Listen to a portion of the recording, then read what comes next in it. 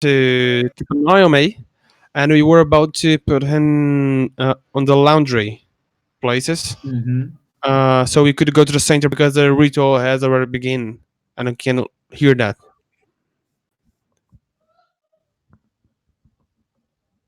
It was like some feet apart from the ritual. Yeah. I don't know how far away it was, but it was pretty close. That's all I remember. Well, I believe that Doc Francis Patterson was watching some people coming out of the camp after curfew, heading towards the building. Right, Yeah, the kind of burnt out. and they were chanting like something in what would seem like Hindi.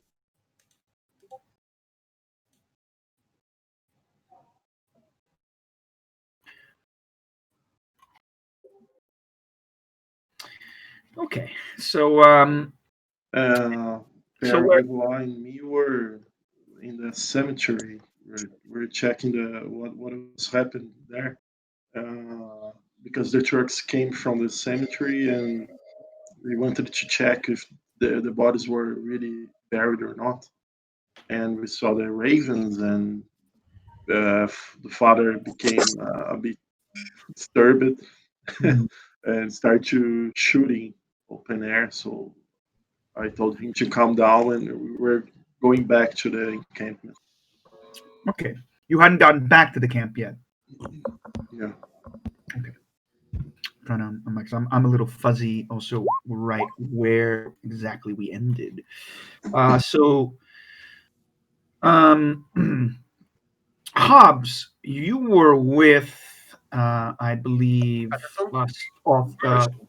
Sergeant Lieutenant Probish. Yes, you've both Yeah, just disabled and We knocked him out. knocked him out. You're trying to take him into the laundry. Yeah. Lance Bombardier Monk and Father Au revoir are on their way back from looking at this poorly dug sort of mass grave that's in the middle of the field between clear, casualty clearing center number 8 and the adjacent casualty clearing centers that are close by, um, because there are several in this area. Lucas, Corporal Norbert Box, where have Yep. you been this whole time? I remind that in my last two sessions, I was heading with the nurse, the driver of the that girl that drove the car, the Yes. truck, to because she took some drugs from the main nurse of the I don't remind the name, Yes. and All right. I headed to with to with the girl because I don't remind precisely what she was going to give us. I think that was the potion, the medicine that she took from the main nurse, and she was very like disturbed, very disturbed. Yes. Well, remember, it seemed like that's so you've got the situation where this volunteer driver, this Emma Cheery Patterson, right? Cheery. Hmm. You caught, you Yes. realize that she had some essentially some kind of amphetamines that she has been getting out of the pharmaceutical cabinet that is controlled by Nurse Ogilvy. And then she led you to the Uh-huh. fact that she had a stash of some kind of strange liquid, some sort of strange, product that she said was part of Nurse Borden's plan to help certain people in need. She said there was as you guys know, that you seem to have surmised that there's a group of people whose Nurse Borden is helping. And somehow this Hmm. liquid is connected.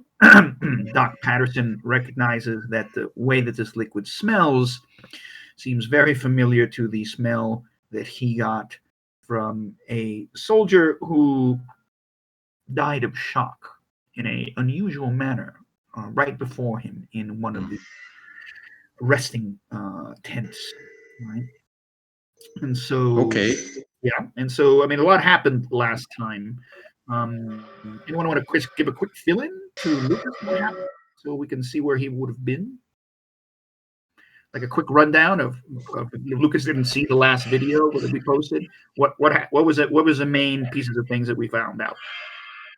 Perhaps George Monk would like to tell us. All right. Okay, George so Monk, go. uh, we well, it's been a long time you join us, but we found out the, some guys in the company they gather together in an old farmhouse when the lights go out. So uh, we want to investigate there, but before that, we had some problem with Cheery Patterson, the girl that drove the truck to the encampment, and she started to get suspicious because she was taking a medicine that we discovered it's some kind of relaxing uh, medicine, and she told us that we could find some more meds in the Mrs. Ogilvy closet, so we could get in the Mrs. Ogilvy's tent and got some evidence, but not very conclusive. But we found another medicine made with opium. Yuri got some documents from there, so You sneak it into the Miss Ogilvy thanked. room and got Yeah, this evidence. yes. Right. Okay. And And I was okay. I got out also chloroform, so when Yuri got a bit You quiet, never know when you're going to use it. yes, we used chloroform on her. So, mm, well, after that, we heard that the trucks moving, so we went back to where the trucks were before, and we found another tent with corpses, a lot of corpses, uh, near the trucks, but the trucks were not there anymore. And the nurses in this tent they were a bit frightened because not frightened, but they become suspicious. We we think they were hiding something from us, and they told that Mr. Ogilvy was telling them to make the autopsy of the bodies, but it was like they are not even doctors; they are just nurses. So that Mm. was just a fake autopsy, let's say that. And then the trucks came back.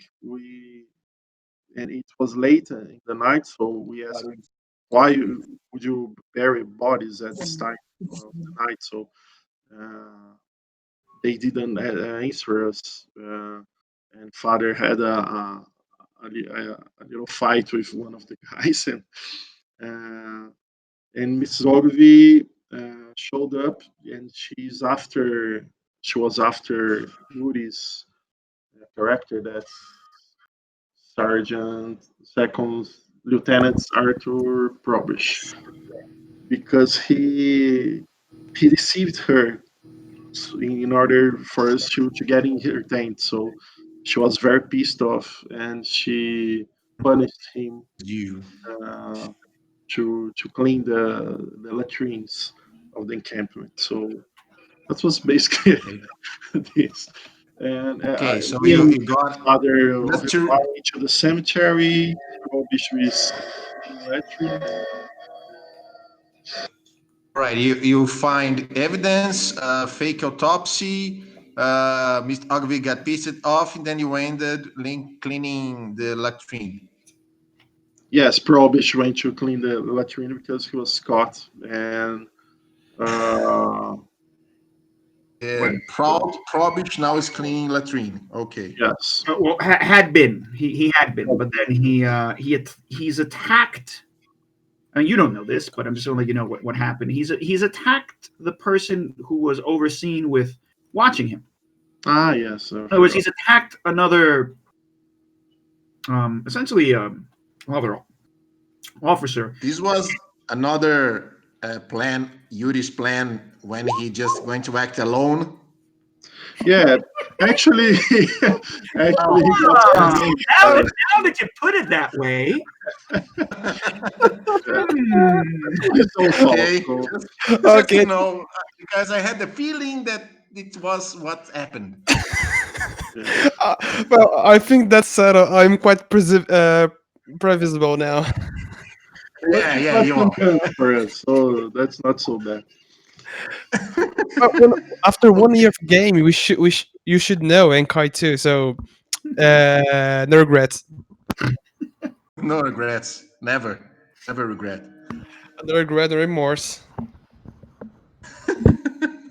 Okay, but now I am in the camp. So, Kai, just to understand, I am in the camp with Cherry, right? I believe that last we left, I was it didn't Doc Francis, Captain Francis, leave Cheery asleep in a random tent for the Yes. purpose of just letting her just rest. Yeah. As I don't remember now if he left her in a random tent or if he left her with another nurses and told that she was a bit drunk and went crazy. I don't remember this. Yes. Yeah. Yes. That would have been. He was looking for the South Asian, the Indian nurse. I believe that's who you were looking for. Right? And it would have maybe taken you a while to find her. You probably would have been able to track her down in between shifts at the nurses, and she probably would have told you. I think she's probably the one who told you, or someone told you that you were being looked for, right? Because you had been given an extra shift by Nurse Ogilvy because she'd been annoyed at you. You're actually supposed to be on shift now, by the way. Um, But that's okay. I'm just telling you so you remember. That's what it was. Yeah. So I mean, would you have stayed, Lucas? Would you have rested? I okay. mean, or would you have perhaps wandered off with Doc Francis? Um, Doc Francis is currently hiding in the shadows near the sort of bombed out main farmhouse building, the one that's right, basically the camp is kind of built around next to, it's nothing but, four broken stone walls, no ceiling. And he's been hiding near a tree that seems to be full of very attentive ravens.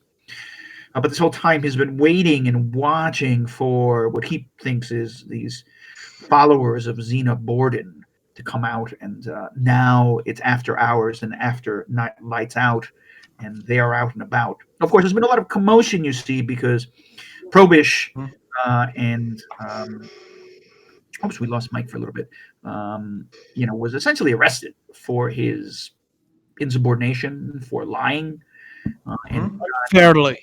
on shit shoveling duty in the So I probably saw this commotion, right, coming through because I reminded that these guys, everybody, I think that Au revoir entered to speak with Miss Ogilvy while I was trying to follow Cherry Mhm. to get this a piece of the medicine that she got. Then probably I spoke with her. I don't know if I got the medicine from her, but I heard from far away all the commotion. that was created because what Probish did, and then I decided to return, but to watch carefully what was happening. All right, then if you'd have been, I mean, would you have tried to? So you would have been watching perhaps a commotion and seeing what happened with Sergeant Probish, in which Right. he and the major would have been essentially kind of arrested and Yes. yelled at. So okay, so that you know that they're there. You don't know where the rest of the group is, right? You Oh. only know the location of Probish and yeah. And this for me is extremely suspicious because I met Probish sometimes, and he was all so attached to his. He looked at a guy so attached to the military job and all this stuff. So for me, why just that guy was arrested? So I decided to try to see where he is. Okay, so I'm going to say that you've been attempting to hide in the shadows, essentially, Yes. right? Because well, all this is happening. Yes. It's nighttime fell, and you left, and then Doc Francis left. He said he was going to go monitor the farmhouse, yeah, and then you had these other issues. So I'm going to ask you then. I mean, so I'm going to start here. So I'm going to you have 3 minutes for this timer to end. My timer is functioning now, so I'm gonna hopefully we can focus with this. So what I want you to do, therefore, is I want you to check your ability to hide. Yeah, Hide. Let's yeah. see. Uh, So your with hide a personal is going that to is be your stealth check, right? yeah. I stealth. I have nothing. Okay, if you don't have a point, then you just have to try and roll a straight dice. Try and hide. Right. Straight d6. Let me just click on it and it'll roll for you. Fun. Of course.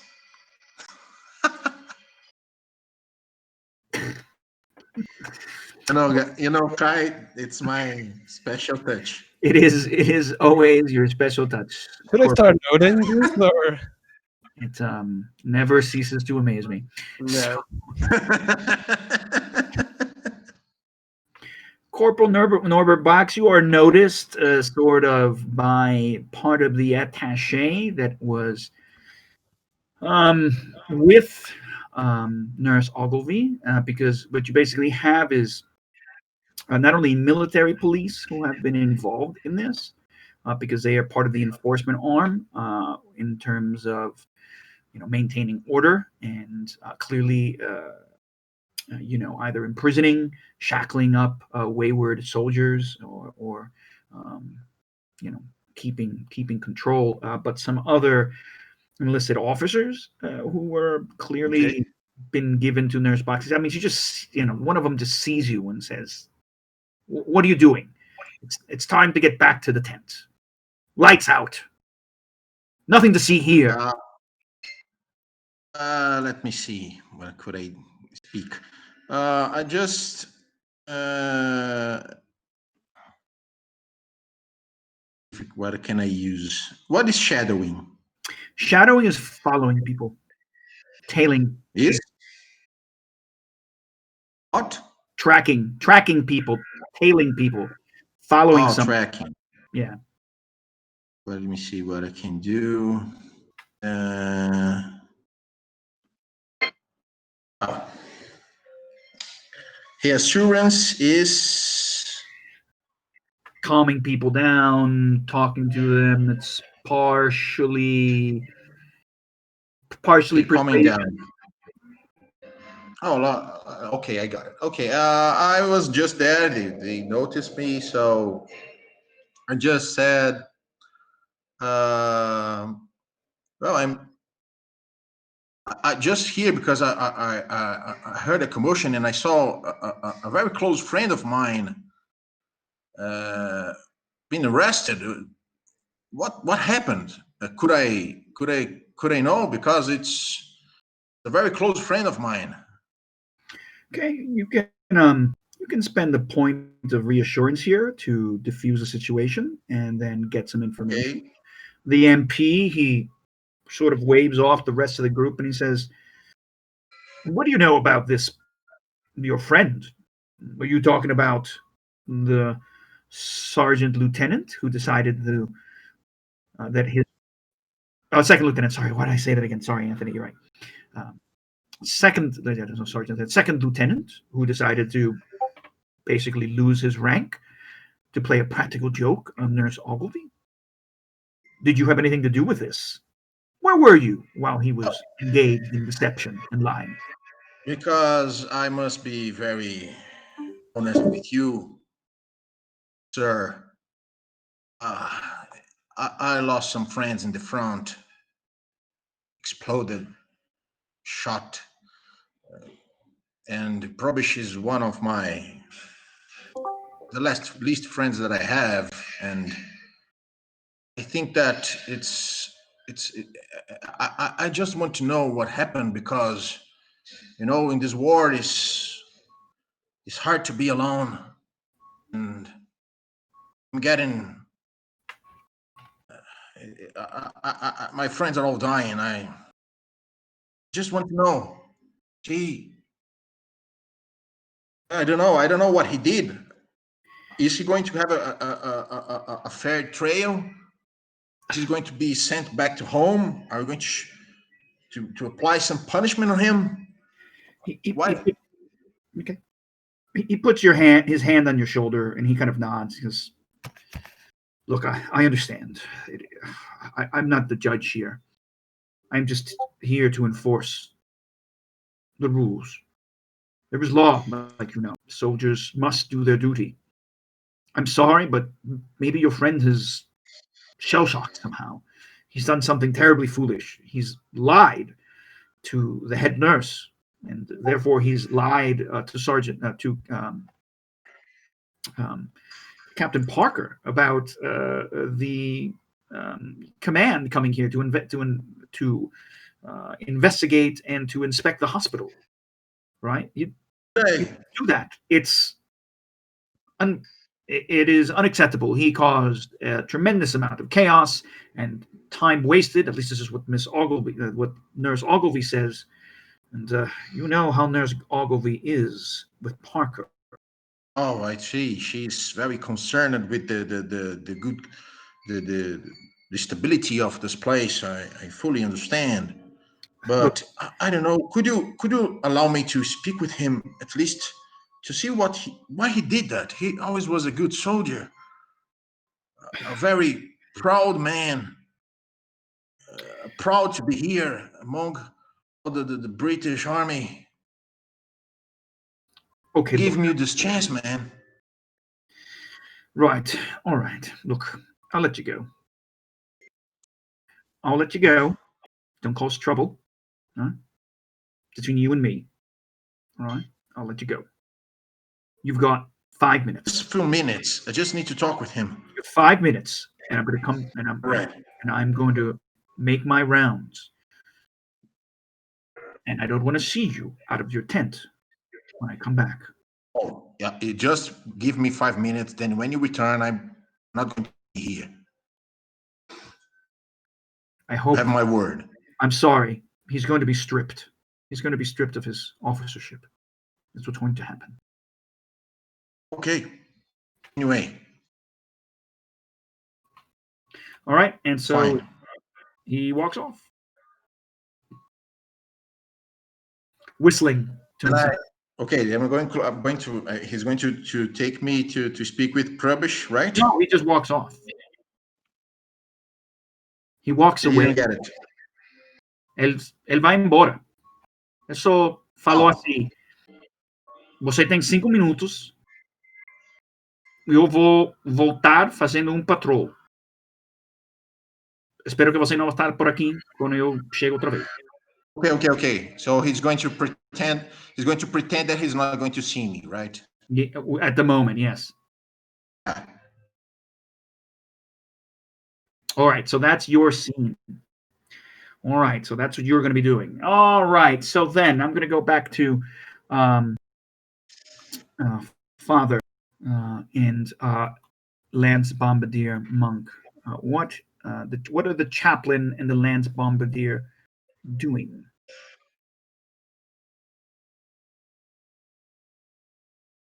Okay. Yep, and I believe you would have made, you were about to get yourself back into camp, and I'm not sure if you would have seen the commotion or not. I think you probably saw a bunch of lanterns, lights, right? Because the lights had gone out, lights were going out, and then there were a bunch of lanterns about, and you probably saw some commotion at the southern end of the camp, right? And that's what would have, so you knew that would be happening. So I'm going to actually take us to the camp now. Hopefully this will. Okay. We actually used the distraction from the commotion,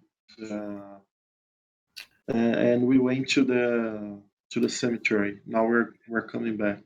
Yeah, no, but you guys had a gunfire, so I believe that there were Ah, yes, to okay. come to see you because the good.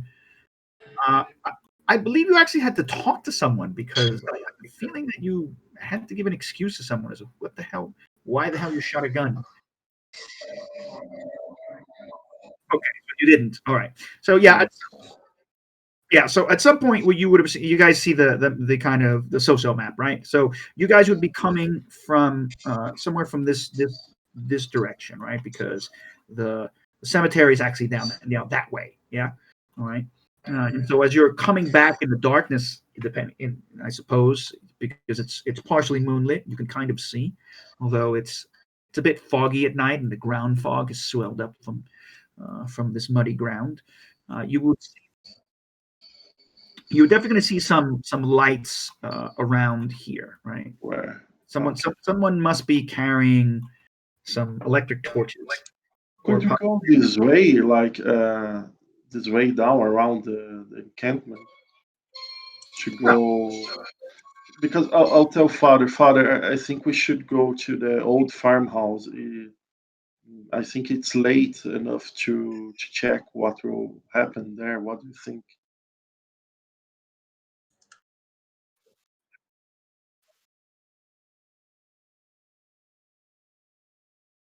So this way, if it's possible to go around, so since we made some noise, loud noise in the cemetery to avoid uh, attention.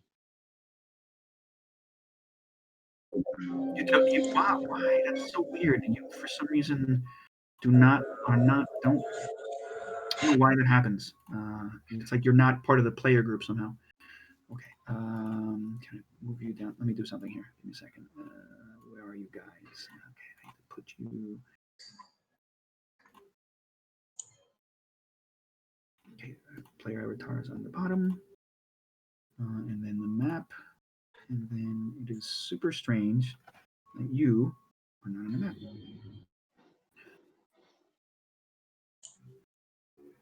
It's like I have the player tab there, and now you see the map, Anthony. It's weird. I have to put you specifically onto the map with the little player tag. I don't know why you're not part of. Drag you into the player tab. Aha. Okay, so if I take you and I drag you into the player map, well, you're there, but I can't move your. It's okay. You can see now, right? Okay, we'll just take care of it later. Okay, so yeah, like I said, you would have been towards the southeast, Anthony, right? The cemetery would be that way.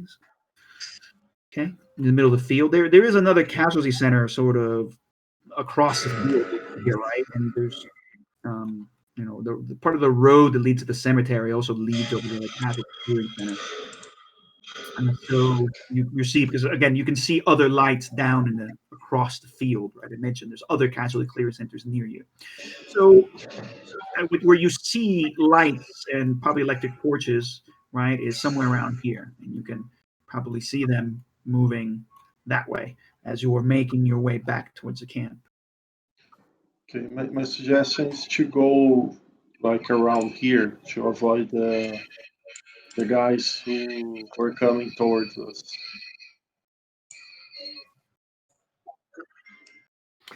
All right, no problem. And you guys will be, moving through the dark. And so it's you guys gonna have to kind of stay low because it looks like some people are searching here. Okay. But do you at least have points in? Is there anyone who doesn't have points in stealth? I don't have. Okay, okay. So, but Lance Bombardier Monk, you do? No, You don't. we suck at stealth. Okay. So I'm gonna say this. I'm gonna use the teamwork. Um, I mean, it technically it's a low probability, right? So, Okay. so I'm just gonna practice the uh, piggybacking. Yeah. Okay. So one investigator leads, spends points, and makes a test. The other spends 1 point each. Those that are not added to the leader's roll but give the benefit. Anyone who cannot pay 1 point increases the difficulty by 2. So then I'm just going to say that you have a standard difficulty 4. This would have been a low difficulty otherwise, but you have a difficulty 4 to try and make your way across without being noticed. I say I'll make it difficult. Yeah, so I'll make it difficult. Okay. Yeah, but if I roll, I'll make it difficulty 3 because it's really simple. It would have been easy if you guys just had stealth. So difficulty. Look. Ah, man, I'm sorry. Um, Whoa. yeah, you did not do a good job, Seeker. Someone must have seen your silhouette or something because the lights start flashing. The flashlights start flashing in your direction as you're coming across here, and someone starts yelling, "Oh, what's about? What's going on there? Who's there?" Right? But they're not near you Well, yet. we heard. Okay. They're not near you yet, but like you're coming. You're trying to move this way, yeah, and they're coming this way, and just they just it looks like they must have noticed some movement out there, and they're just calling for you. So they're just coming in your.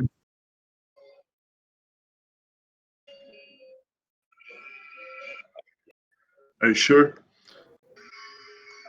Okay. So I'll go on. Okay, all right. So yeah, so you can see. But okay. I'll take the gun. Okay, I have 2 guns now. yeah, no problem. So Monk, you are able to kind of crawl carefully, crouching through the field into the darkness, and eventually the lights do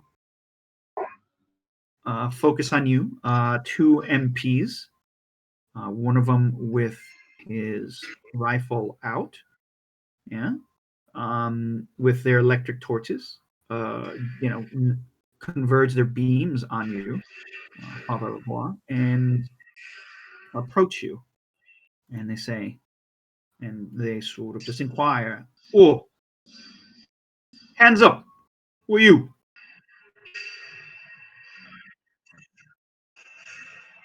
And as they come towards you and they sort of get a little closer, they're like, you see the lead MP puts his hand up and he like starts lowering the rifle with the bayonet from the one behind him. He goes, "Right, well, what are you doing out here? What was that? Did you hear gunfire? What's all that about?"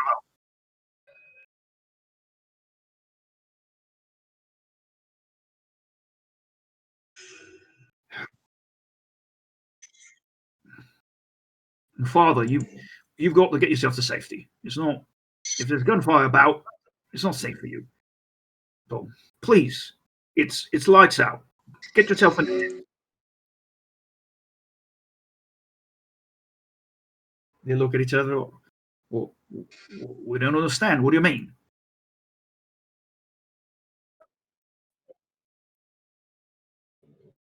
And they sort of gives you a look and says, "What kind of nefarious? You mean that shell shock nutter, Arthur Probish, Second Lieutenant Probish.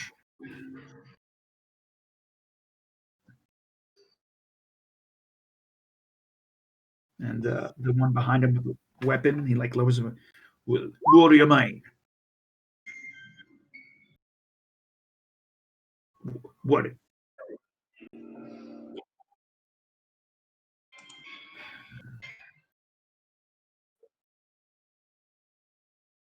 Shrugs his shoulder and he's like, oh, that's quite a bit of thing to say, you know. Well, you know, as far as I can tell, these nurses are working 24 every day trying to save people. You really think there's something wrong here? Do you have any proof?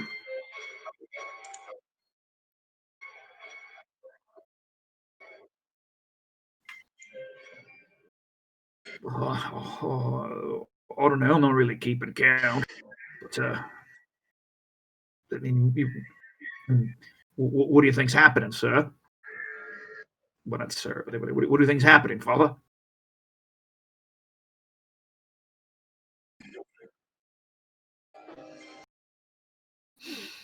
Look, father, this is really a bit strange for you to say, but it's all right. Well, my name's Brown, Frank Brown.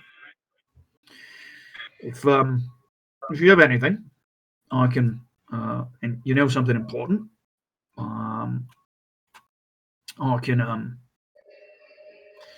report it to my superior.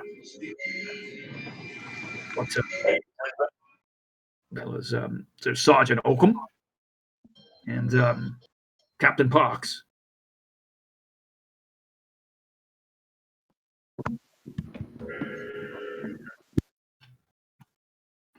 And I'll put that in the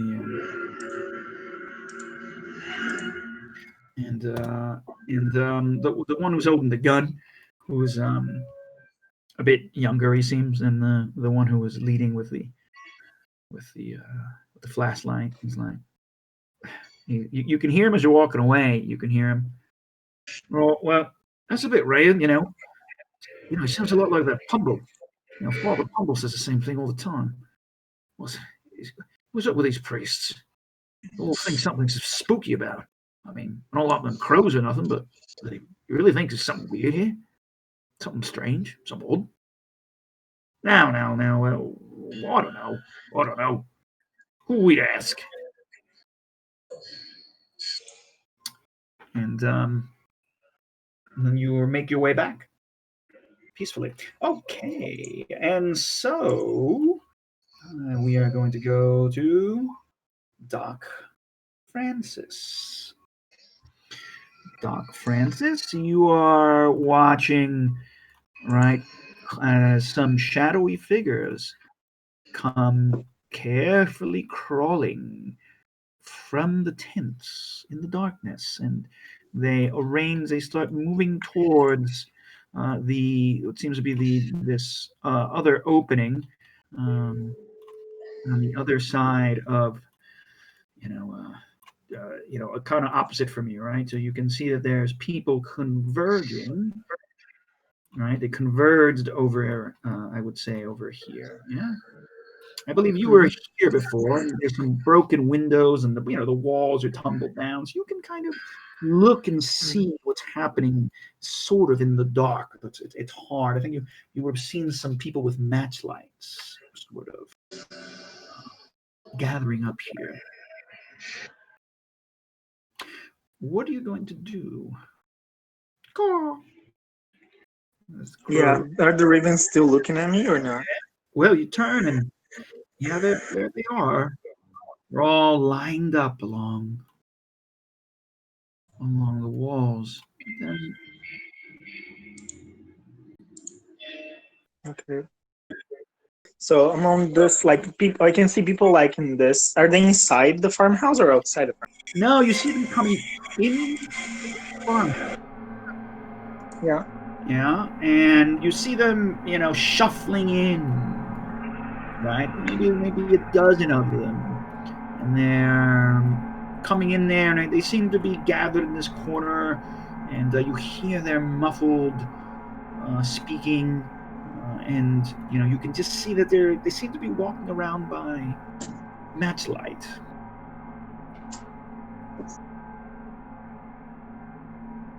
Okay. So I'm hidden in like some bushes or trees, and I'm trying to look. Right? Where am I exactly? Like You're here, position?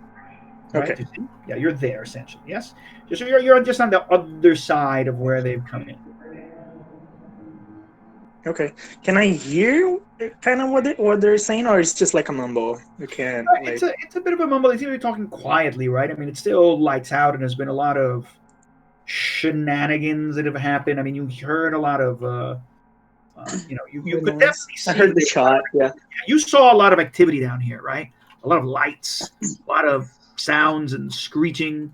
Eventually, you did see after they'd all kind of gotten inside, Nurse Ogilvy, somehow actually not too far away from you, right, just across this set of tents, yammering and commanding orders before she seems to have gotten into walked off towards her tent.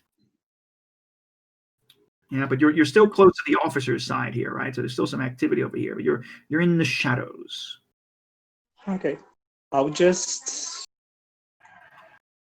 I'll sit tight and wait for someone else from the group come join me, or until something really weird starts happening. I don't Oh, want to like expose myself. I feel like I'm safe. Maybe the Ravens know where I am, but I'm not sure I would like care too much about the Ravens. He's not that superstitious. okay.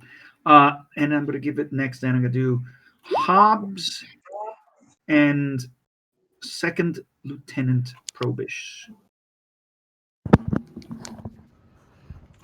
You have knocked out this man, and you're trying to pull him, I believe, into the wash house. Is that what you're trying to do? I think we'll wait for the bathhouse and the laundry. The bathhouse and a laundry. Okay, yeah, because you were right next to the latrines. I think the Okay, idea is to find some sheets to tie him up with. yes, okay, that's not too difficult. It's not too I hard. remember that Monk, no, not Monk, Hobbs was dragging the guy. I was going first to see if there wasn't anyone inside. It's completely empty at this time of night. It's technically lights out. No one's supposed to be out. The only Okay. reason anything was out because there was a lot of commotion with you involved. Then I would assign to Hobbs to come by, and we if you do the thing, the verb to make the guy not be able to move. The verb, the verb. Tie him up. Exactly. Thank you. Totally meant to do it. So Good. tell me a little more. How are you going to tie him up? What are you going to do with him? How are you going Well, to take care of him? first, we're gonna take one of the thing. What Fronya? How did you say Fronya? Sheets. Yeah, Bed sheets. Bed but sheets. but not the bed sheet. The one at the top that for the lay your head. Oh, the Pillow covers. pillowcase. Pillowcase. We're gonna try to use a smaller sheet to lock his mouth, and then we're gonna use a pillow sheet to cover it, and then we're gonna tie his fists and his feet together, and maybe his ankle too. So he would have an even less motion, Right. and probably gonna put his arms back. Because you can put his arms behind him. Yeah, his arms behind him, and probably gonna just put him in the bottom of somewhere and put a lot of bed sheets on it so he's gonna be warm. I don't know. I've got outdoorsman, so I imagine I'm probably quite good at knots. Yeah. You can knot him up. I'm say that's not a problem. It's done. You tie him up real well. You're gonna. So where are you gonna put him exactly? You just cover him up with some sheets. Yeah, is there some these big baskets that Yeah, regular. there's some kind of baskets or bins and piles of stuff. You can, if you're trying to hide him or something, you can dump him underneath a Drop pile. him in one of those. Yeah, so let's gonna do that. Okay, so hopefully he doesn't. Okay, yeah. So that's fine. That's a doable thing. So no problem. You hide them. Now, while you're doing this, while this happened, I'm going to say that Lucas. I'm sorry, Corporal. Yep. Back quickly to Corporal Knox. Corporal Knox, Okay. you saw what seemed to be two people dragging someone into the bathhouse in the dark. I was heading to speak with Probish. Then I saw this. Yes, yes, you were heading this way, and then you just see two people moving that way into the bathhouse. All right. I was just trying to discover what was happening. I barely know Probish, so I'm not so concerned with him. Ouch. Sorry. But when I saw that, I Sorry. directly tried to draw myself stealthily again to discover where they are heading. Okay, could you roll me a stealth check? Difficulty Okay. 3. The Yeah. normal single stats, that would be a threat, but I know you're gonna fail. Yes. Oh, Oh, not. you've redeemed yourself. So you successfully quietly make your way past, this way and past the latrines, and you sneak and you just see the opening of the bathhouse, right? And then you see it's not hard. I mean, you basically see Second Lieutenant Probish and Sergeant Hobbs with a electric torch, lighting up lighting this. I'm actually no. Would you have the lights on or off? You'd have it off, wouldn't you guys? Yeah, we would have off. Yeah, you have it off. Yeah. So you just see. So you don't. You just see some people in here, but you recognize the voice. At some point, you recognize that it's Sergeant Hobbs speaking. Are you bloody, Yeah, bloody am I violated? am I armed? I don't think so, I've got a gun. but he doesn't know that. He doesn't know you guys requisitioned weapons from the. I recognize them. I don't know them very well. I don't remind who was I mean, with me. Actually, you were involved in the situation where you deceived Ogilvy. I mean, you're just as responsible and guilty for this as everyone else. So technically, if Probish decides to finger you as someone involved in it, you are not in a good situation. I say, who goes there? Name yourself. But do we notice him come No, going? he passed a sneak check. That's what I'm telling you. Yeah. It's up to him. What are you going to do? Quick. You hear? Right. I keep hide. Yeah. Keep hidden and just watching them what they are doing with this body. I don't know. They're Looks like tying. that is dead to me, right? It's you just see a body. They're tying it up. It looks like they're tying it up. It's in the dark. It's hard to see in here, so they must have maybe the light partially covered or something, or they're just they're bumbling about because it's in the dark. And so you just hear the thump of the body. You hear the rustle of fabric. You can kind of see they're working on something and moving fabrics, and you hear them, oh, tie him up here. You can hear them speaking to each other and planning. So that's what you see. Okay. Can I hear them? I mean, you're here, so yeah, you can basically hear them where are we going to hide him? And, tie his mouth and we'll pull a pillowcase over his head. And, no, not so tight, you'll kill him. I've got an 8 for concealed. Does that mean I'm quite good at hiding bodies? I'm just keep watching. I'm not going to interfere because they're two. I'm only one, so I just keep hidden. I'm just not going to do anything. Just keep watching to see what's going on. Okay, I'm going to go over to Lance Bombardier Monk. Lance Bombardier Monk, what are you doing?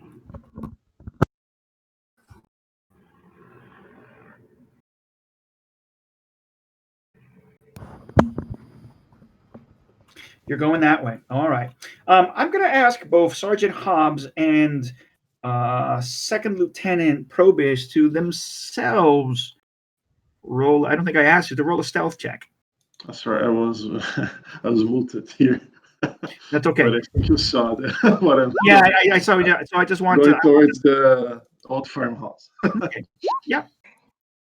Okay.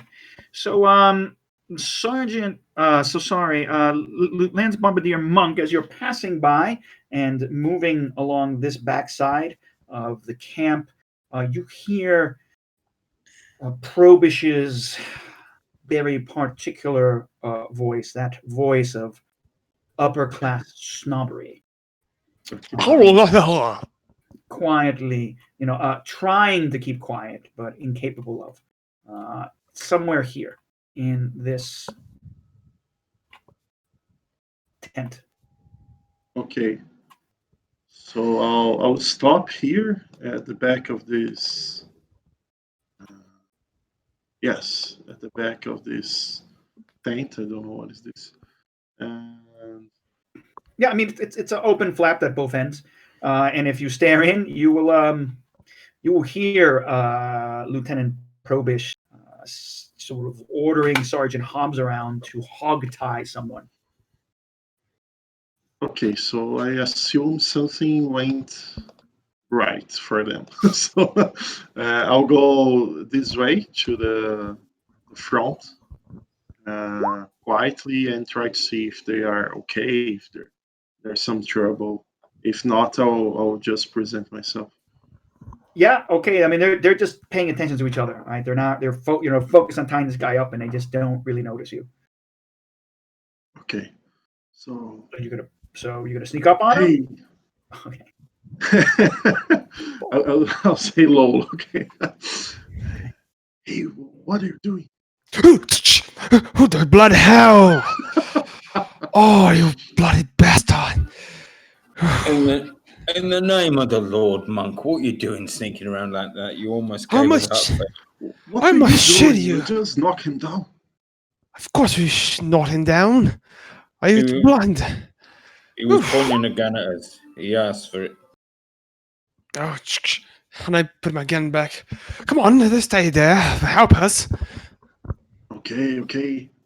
What do you need? At this point, I don't know. Don't scare me the bloody hell. I would be a good start.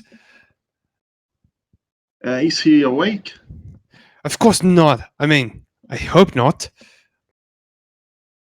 He's sleeping soundly, don't you worry. Just trying to get him in this basket. Oh, Okay, let's try.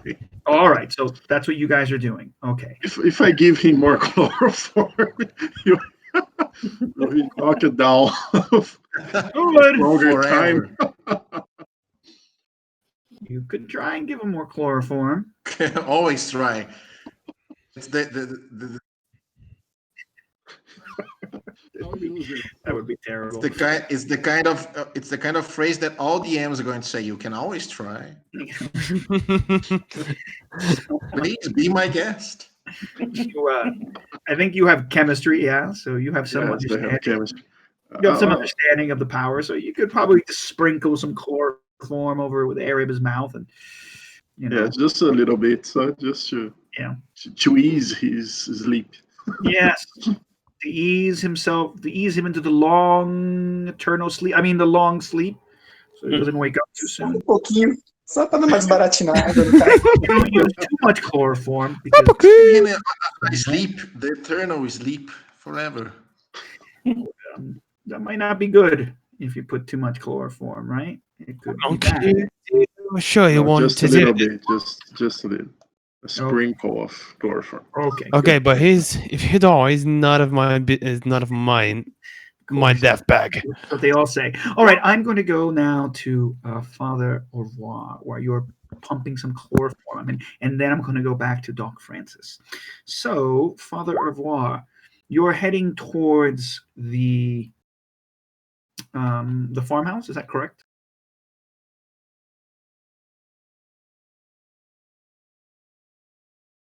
Yeah.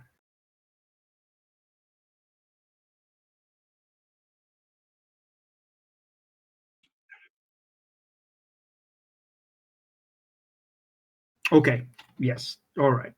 So, all right. So you've got your move. I mean, you've been um, at that point. You can you can get by, and if you're going to go this direction, eventually you're going to hear some voices in here.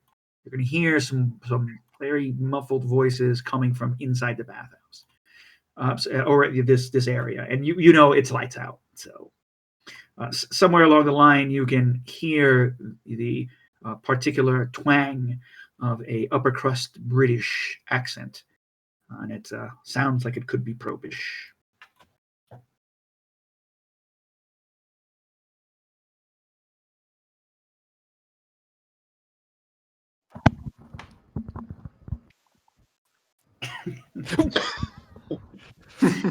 Bloody oh my god! Oh shit! Now they got us. Oh shit! Okay, For the can love I? of the Lord, not. Okay, okay, man. I'm going to sneak out and see who the fuck this is this time. Okay, can I sneak out, guy? Yeah, Lucas, you're well hidden watching all this chicanery. By the way, I'm going to just say you're Yeah, in the shadows. I'm just watching, and I was like trying to discover, but then I think that I see or I heard au revoir because au revoir we spoke each other. We Yes, I yes, know him, so I saw that he is the guy who approached them. yes. You can kind of see in the moonlight that it's definitely him. You Okay, I keep myself hidden, no confusion. but I I'm going to prepare myself if anything happen with au revoir. I'm going to act. Okay. Okay. Okay, I took three to pick out to see who the fuck is American. Yeah. I mean, it's yeah. I don't Oh, think you interested? Oh, I I don't thought think it said you from. can sneak here. It's one of those things where everything's happening at the same time, and you're Okay, kind okay, of okay. you got With the scared once, you're like, terrible oh, joke. you're busy, and Monk's talking to you, and suddenly someone else comes from behind you, right? So it's all kind of happening within the time frame of like 2 or 3 minutes. Okay, okay, okay. So, okay, going back. Oh, bloody Jesus again! Who else is coming here? The bloody German. I was turning all the chloroform bottle on his face. A beautiful scene. Two men put another man inside of a basket, and one put a chloroform, and someone that already have a bed sheet, a pillow sheet in his head, and a guy holding a gun with a big mustache. Everybody, look at this! Oh, All right. brother, whatever. What American accent? Really good, by the way.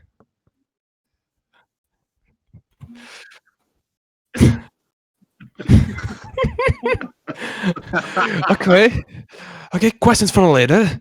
I'm working on my We're gonna. Brazilian accent.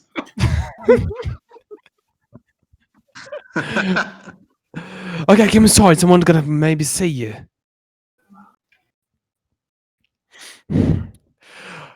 Oh, I know. I tend to think that someone else is gonna, you know, come by in the last minute to, although has been not participating in this story for a long time. Why don't we Well, invite the whole camp in here? We can have a tea party. yeah, of course, good idea, bloody good idea. That's why you should get a raise.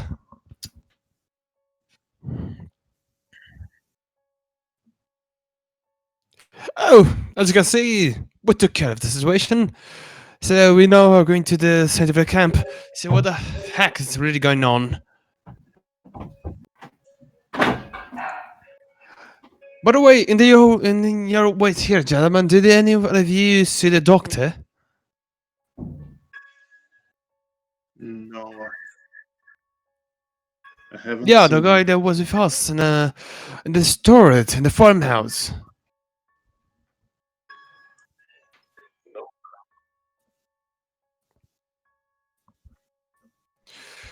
Oh, good, good. And did you want to see the bloody aggravated?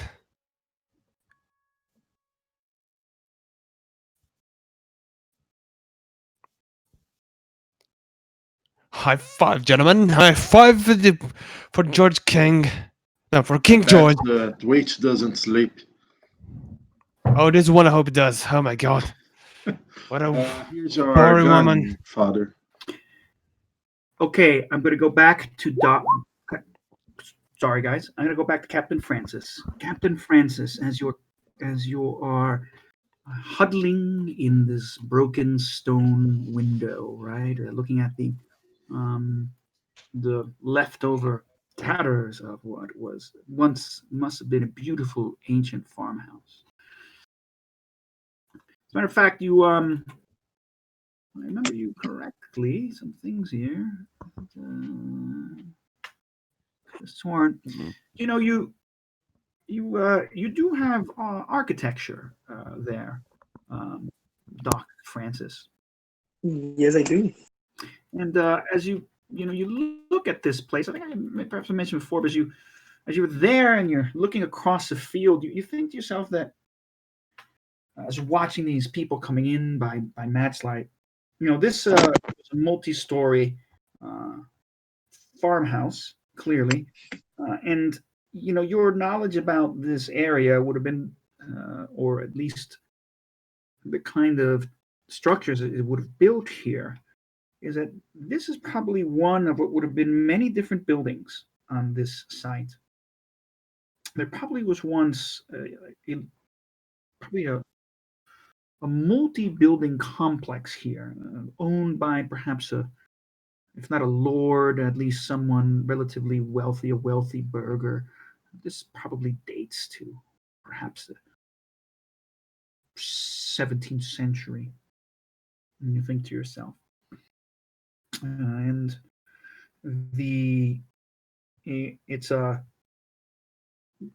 clearly everything's been bombed out, but you wonder that you tell yourself, oh, there must have been some really interesting edifices here before. Probably the camp might even be built on a bunch of them, been buried, unfortunately. And you look at you probably walked around, but you look at the structure here. At in the night, in the moonlight. Again, it looks quite interesting, even though as you're doing this, it's like there seems to be about a dozen people who've come in quietly, shuffled in, and then you hear them whispering, the nurse is coming. And you can hear that because it's kind of a hoarse whisper, yes? Mhm. You see eventually that Nurse Borden walks into the middle of the group, and they seem to have moved more towards the center here. Seems to be kind of a little cleared out space amongst the rubble. And some of them seem to be sitting on. There seem to be some now you can see in the match light some broken crates. And some places for people to just sit. Yeah. And so Mhm. you see Nurse Borden herself holding um, a candle as opposed to a match, kind of covered but carefully, going from person to person. She seems to be touching their head, and speaking their names, talking to them. You can see that the Indian man is there. The This Gurdip Dal um, is there with her, and you hear him speaking in Hindi. And again, he's saying a variety of. This is different, but he's speaking some sort of Hindu prayers. Again, this time he is saying some kind of prayer to Shiva, yes, and the prayer to other gods. Strange. This is not, of course, you're calling for these men to be taken away, but rather, I mean, it's hard. You just hear the word Shiva and you hear the word Durval, and you're not sure what you're saying because you're not quite there. Yeah. Yeah. But they're clearly they've gathered here in candlelight and in match light, and you can hear them slowly, sort of humming something, maybe singing something, and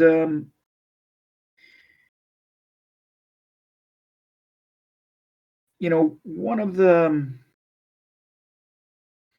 when you are staring in the foundation and you're because you're up against the window and you're here, and you recognize, you see what's going on. um, your feet kick around in the mud, right? And there's a lot of rubble here while you're sitting there, and there's a glint that catches your eye, and you notice that the bottom of this the foundation of this building has been partially exposed. Yeah, you notice that it's quite bright. There's a glint of it. It's bright in the moonlight, and it seems like the foundation of this particular farmhouse is actually seems to be marble, and that um, which is strange. Yeah, it's dirty, Yeah. but it's a glint of white marble. It's shiny enough in the moonlight, and that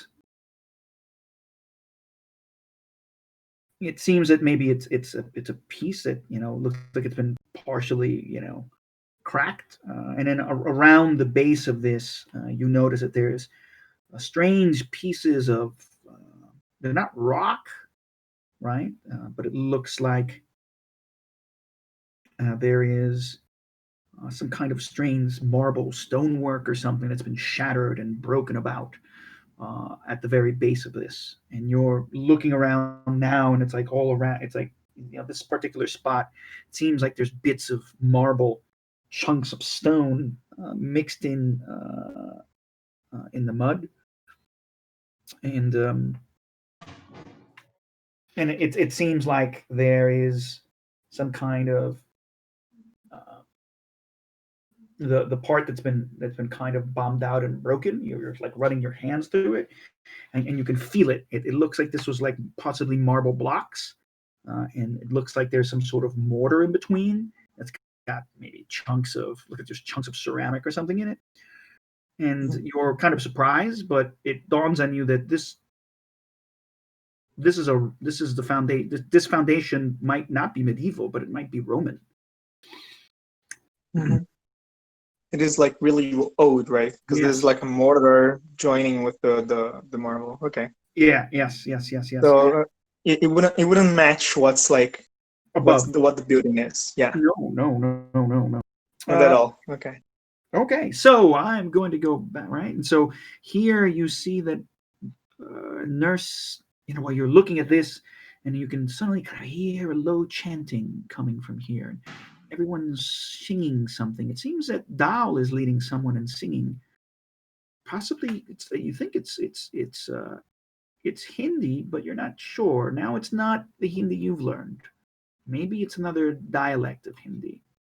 By the way, Dr. Francis Patterson, I believe, just so you know, that you have 5. I think I hadn't paid attention to this, but you have 5 points in languages, don't you? I think I have plenty. Yeah. So if you did pick all the languages you know, you can always just choose a random language. You can just know it.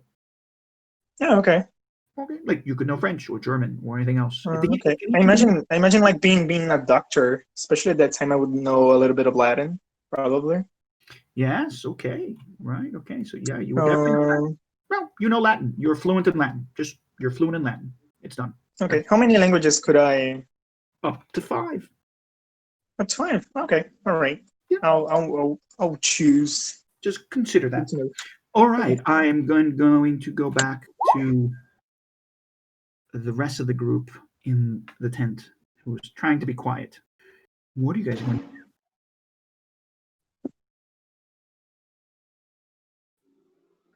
Well, with all due respect, sir, I think before we bring the entire camp down on our heads with all this uh, shenanigans and loud buffoonery, uh, maybe we should make our way towards the farmhouse. What do you think?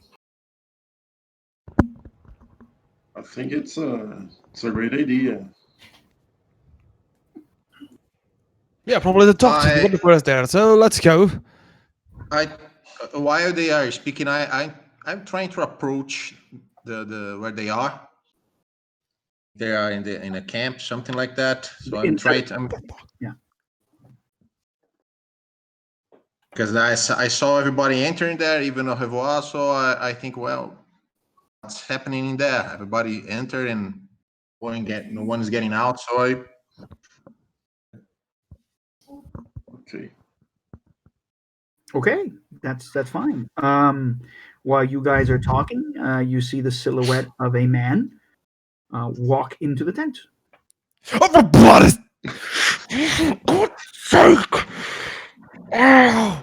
Okay, you know what? You know what? Just stay here. Just stay here. Everyone is gonna be here in a way. So probably the dog is gonna appear just in a moment. Just wait. hi there. Well, guys, not enough time. Just waited. Hello for you.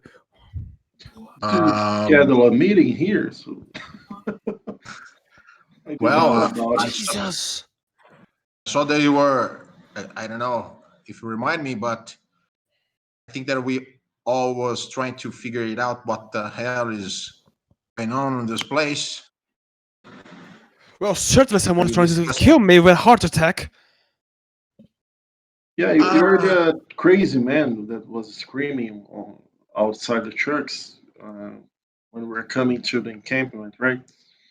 Yes, exactly. You I am you, guy. you worked with him, didn't? He's wasn't. Yeah, You guys were together when you chloroformed Cheery. I think he wasn't together No. that day. I don't think so. Oh, okay. No, it I, wasn't. He wasn't. Okay, sorry. So you haven't seen him for a while. Fine. Okay, Corporal Box. Good to see you. We need manpower. I think the more the better. No. Indeed, indeed. Now we have quite a crew here. Should we go to the farmhouse? We're gonna probably see a lot of familiar faces on the way there. It's gonna be a concern now. I think we should before anyone else turns up. It's becoming a Alright, bit like the Mothers Union here. so let's hurry. The time's short, and the stakes are higher. We should go far from the encampment. We Like, should need to find the doctor. He has some important information that I remember, or am I wrong? By the way, how went after I left to deal with the after me and Robs had to deal with Ogvi? Do you get anything for the trucks? uh, well, we went to the cemetery, but the corpses were barely buried, which was uh, it's really, yeah, really disturbing and not very well done. The part of the corpses were not uh, even under the earth, so it's very strange. I never seen this. And the crows that were so pumped up about it.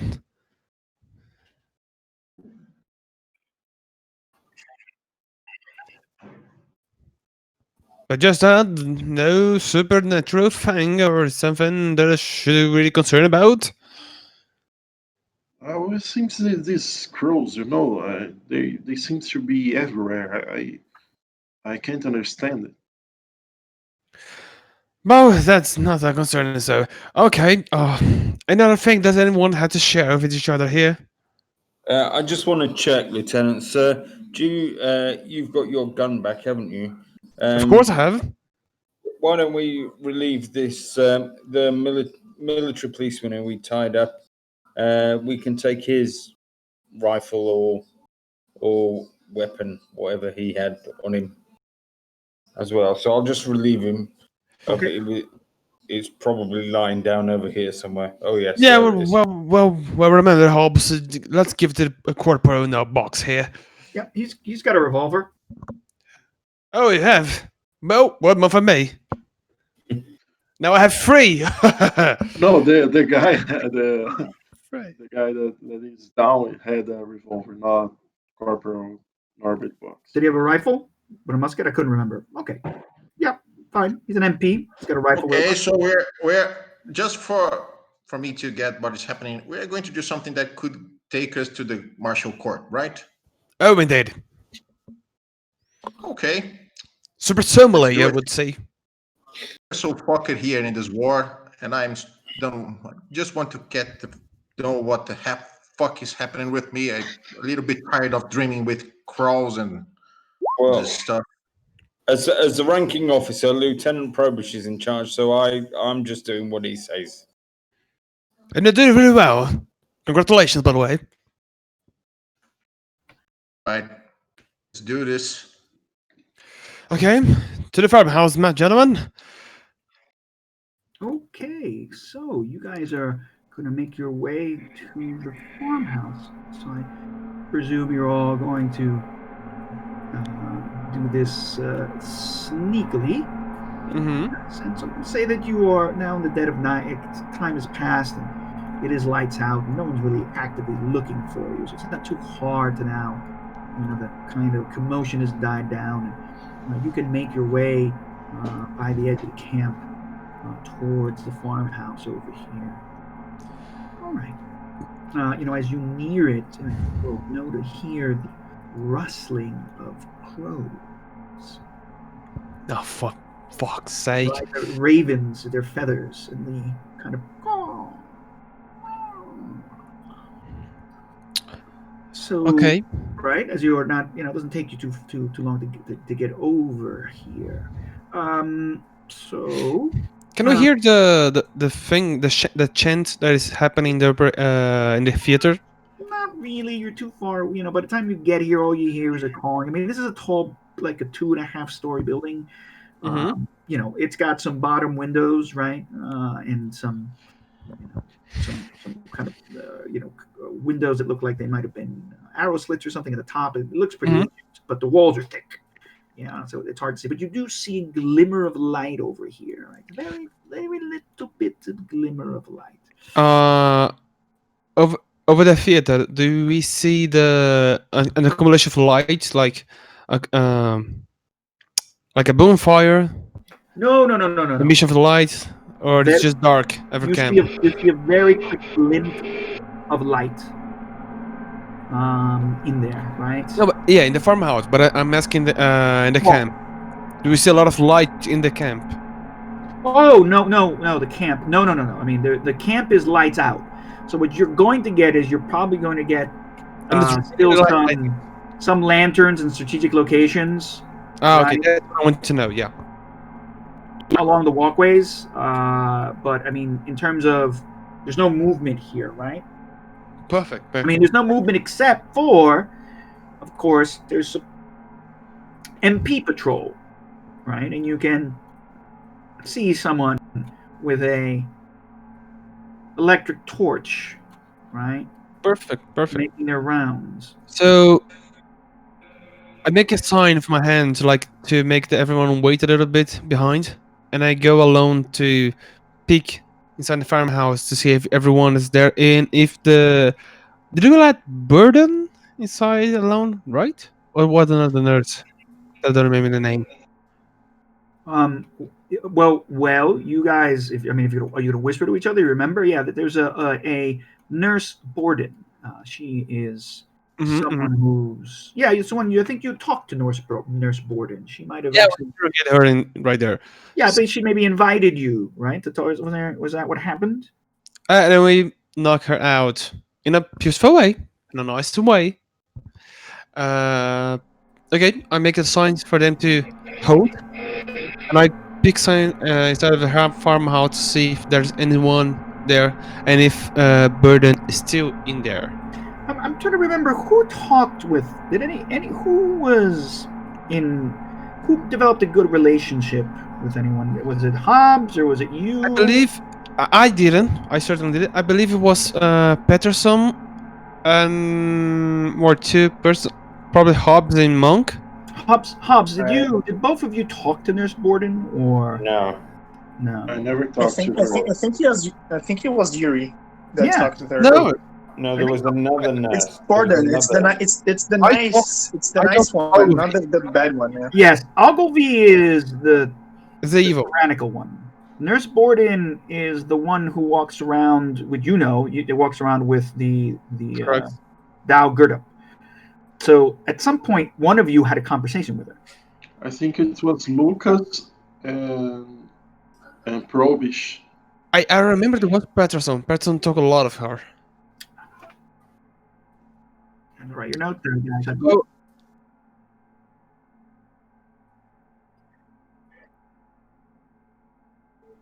Yeah, I knew about her, but I never talked with her. Okay. really? Wow. Yeah. I think it was Lucas and Corporal Norbert Box and Probish, I think. I have a note that someone talked to her. Like, Yeah, someone With really who? did. With who? but with Nurse okay. Borden, like someone seemed to see eye to eye with her. I didn't talk. I didn't spoke with her. Yes.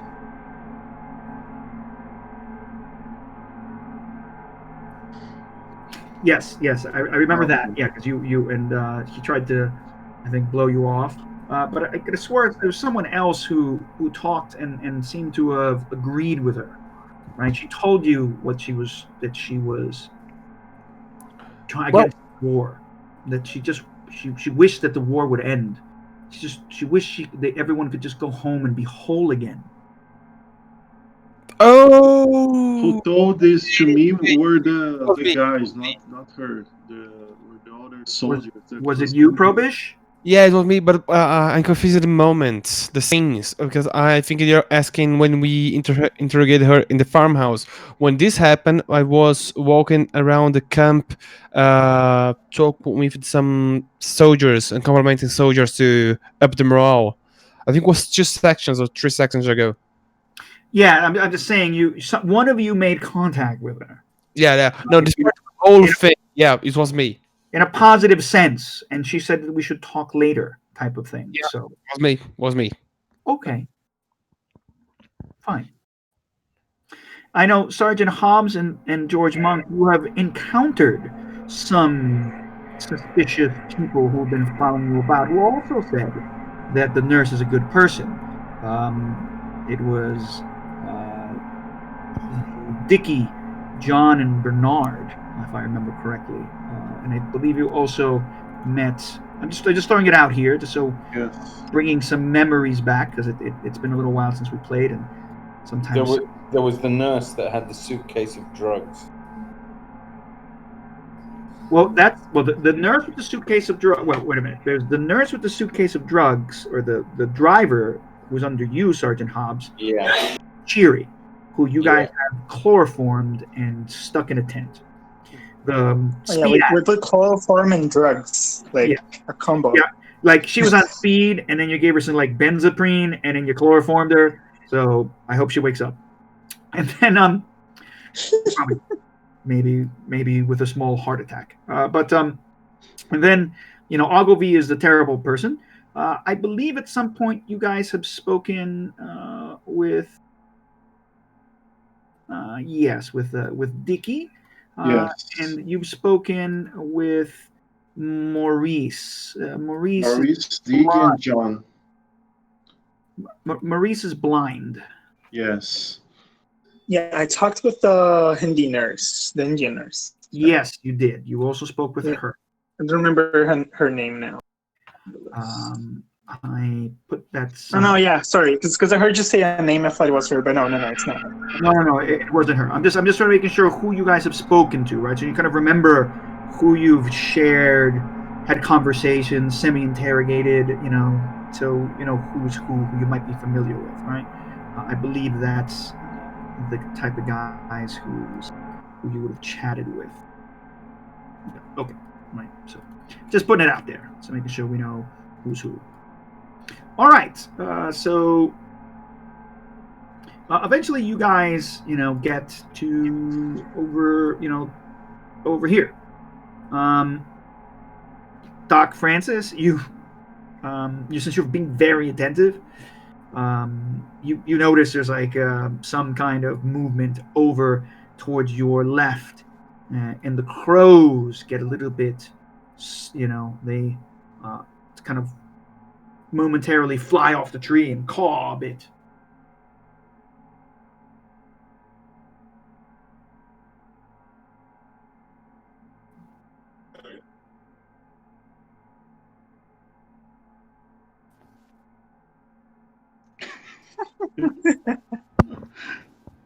So sorry, what happened? Something fell. What happened? No. The crows, they get into a commotion to your left near the tree. They start cawing and they fly a bit. They circle around and they fly about. Okay, And, that's and in the direction of the camp, or no, you're over here, right? You're kind of like here to your left, like over okay. here. Like remember, you're staring, or I imagine that you're kind of staring like this, yeah. Yeah. Okay. You're somewhere like over here, yeah, and the tree would be like here, and then you just you get a commotion from the crows behind you, and it's enough for you to turn around and you see some silhouettes of people walking in the darkness.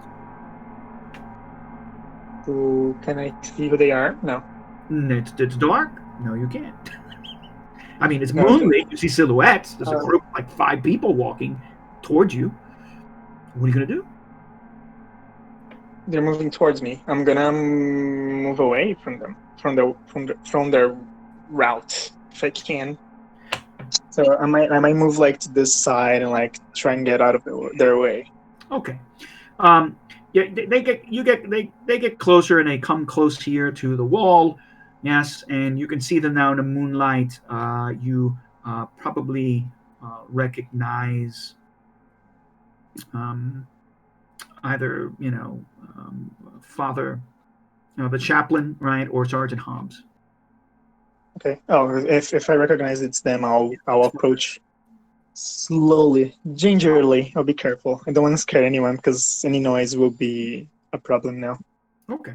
Yeah. So Father Despina, you see him is at the tree, and Father Despina is like making some kind of hand signs towards the crows.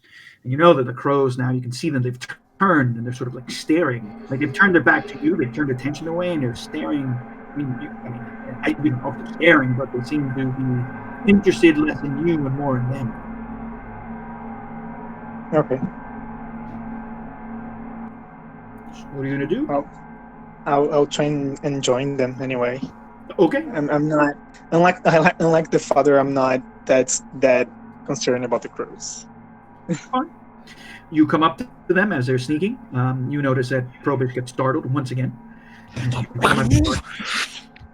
Probish seems to be a jumpy sort. Okay, you back up me. I've been here for a really long time, gentlemen. Well, shit. I saw you lost a tea party. We were in the bathhouse, okay? Now get back here. I'll tell them everything that you described for me, especially the marble thing, and I'll say what I think. Okay, can you just wait a minute, please? I need to look at the farmhouse. Nice to see you, by the way. Okay, now go there.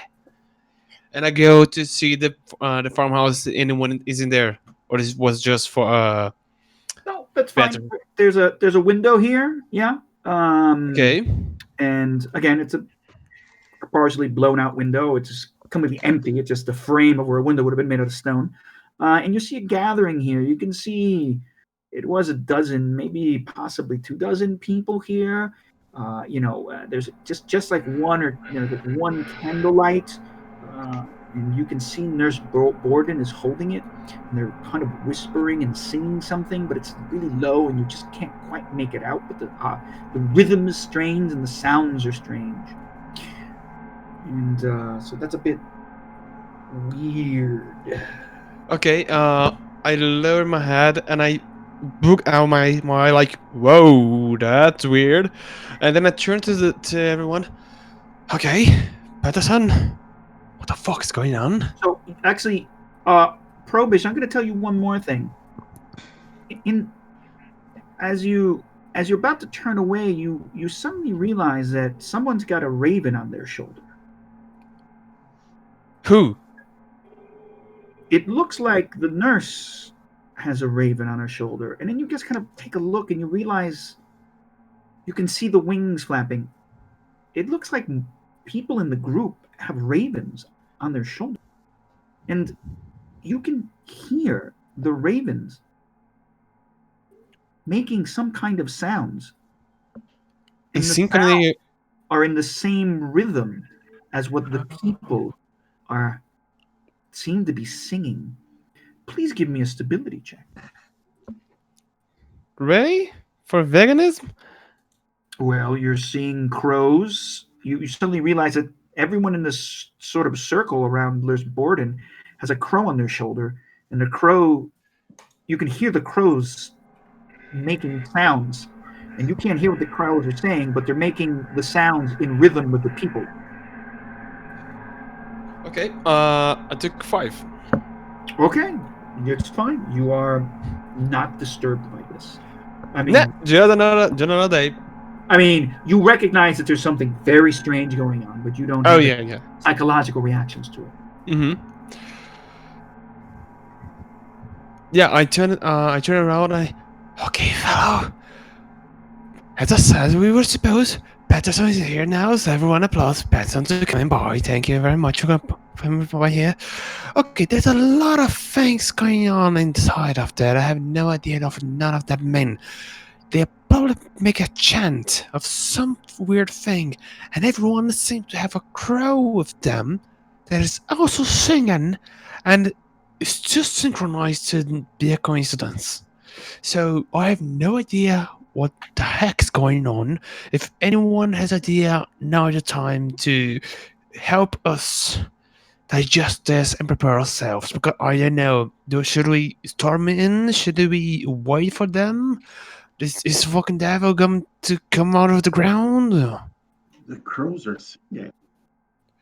Yeah, they make a caw etc. But in a rhythmical way, like the African dudes do. It wasn't a caw, actually. The thing is that they're not cawing. The sounds that they're making are not crow like, but you just can't hear them. But you can hear they're just making some kind of sounds, and they're not.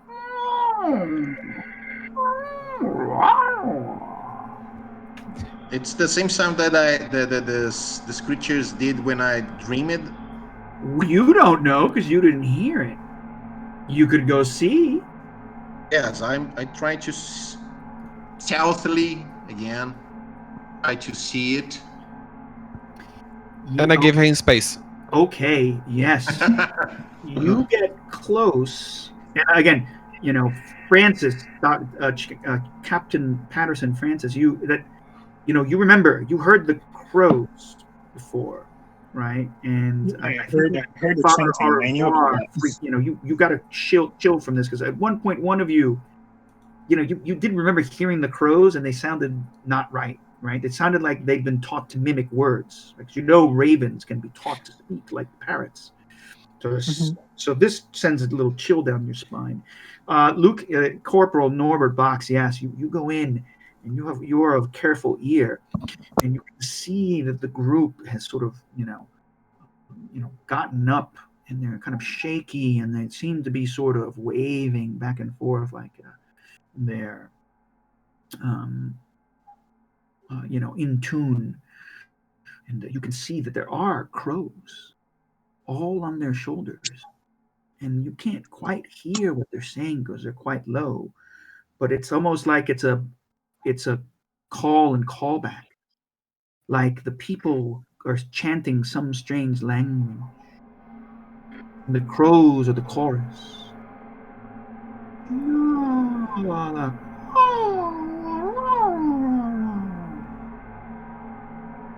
It's unnerving. Yeah, people are dressed in a strange way. How Nope. they are? They're dressed in their normal everyday fatigues and stuff that you normally get dressed in. There's nothing unusual looking about that. Even you can see Nurse Borden dressed in her very white nurse outfit, which is the easiest to see in the candlelight that she's holding.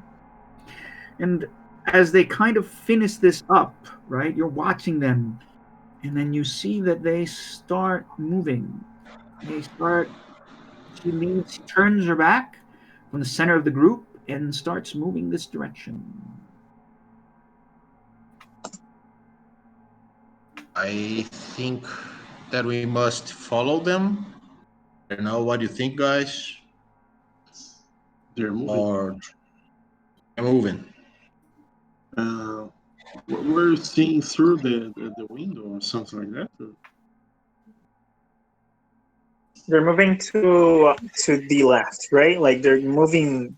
Oh no, okay, okay. They're You, moving you, left. you, Okay. you don't know. Only, I mean, Oh yeah, I are didn't you look. still looking through the Okay. window, or did you? I think you came back to talk to them. What happened is like you guys are kind of talking, and Yuri came back to. I'm sorry, Second Lieutenant Probus came back to report what he saw, and then Corporal went back to the window, right? And with a chill down your spine, you're watching this phantasmagoric scene. This kind of strange. This can't be right. This. How is this possible? Yeah, and you're walking that way. By the way, Corporal Box, could you please roll me a stability check? Because this sends a All right. chill down your spine, and the sound of the crows flashes you back to the nightmare that you had.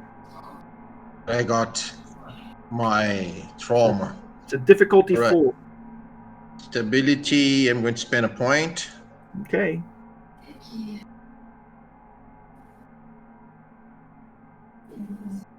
Win.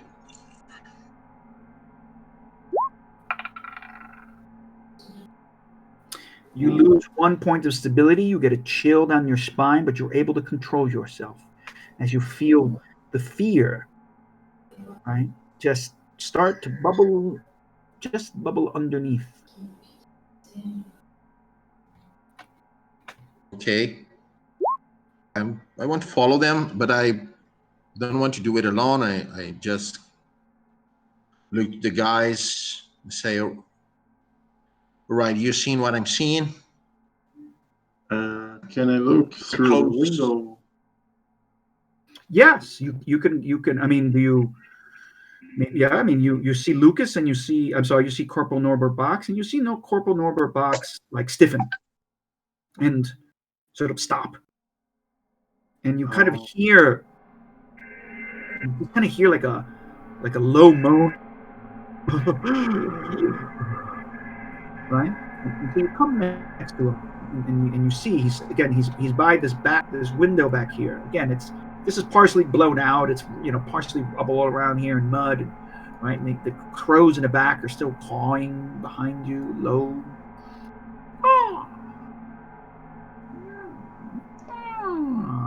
As a matter of fact, it's like kind of weird because they're all.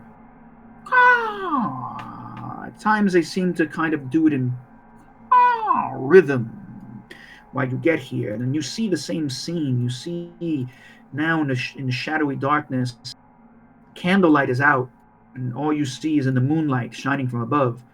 You see the silhouettes of people, and they're starting to move in this direction.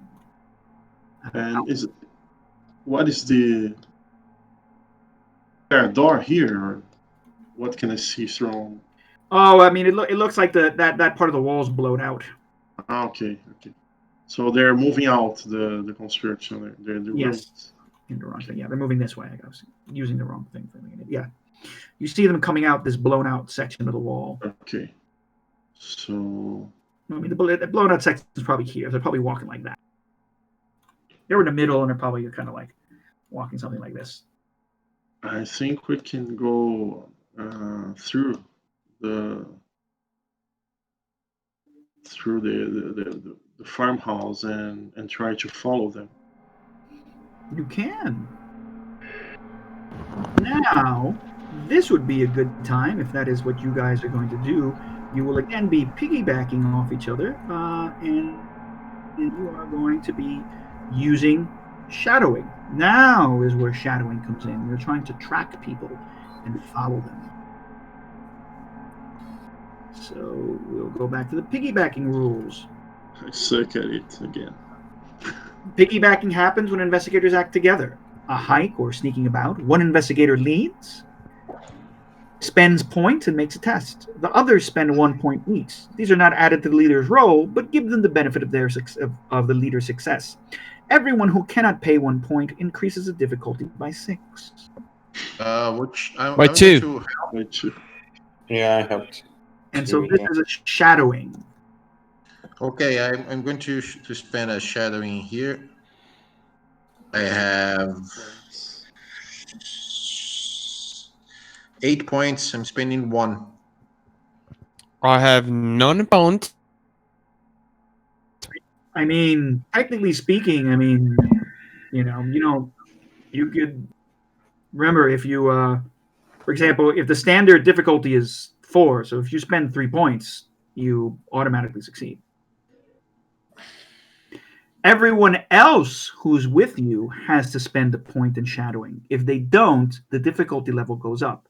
So, how many people can spend a point in shadowing? I have 8 points. I'm spending 1, but could I spend more to help?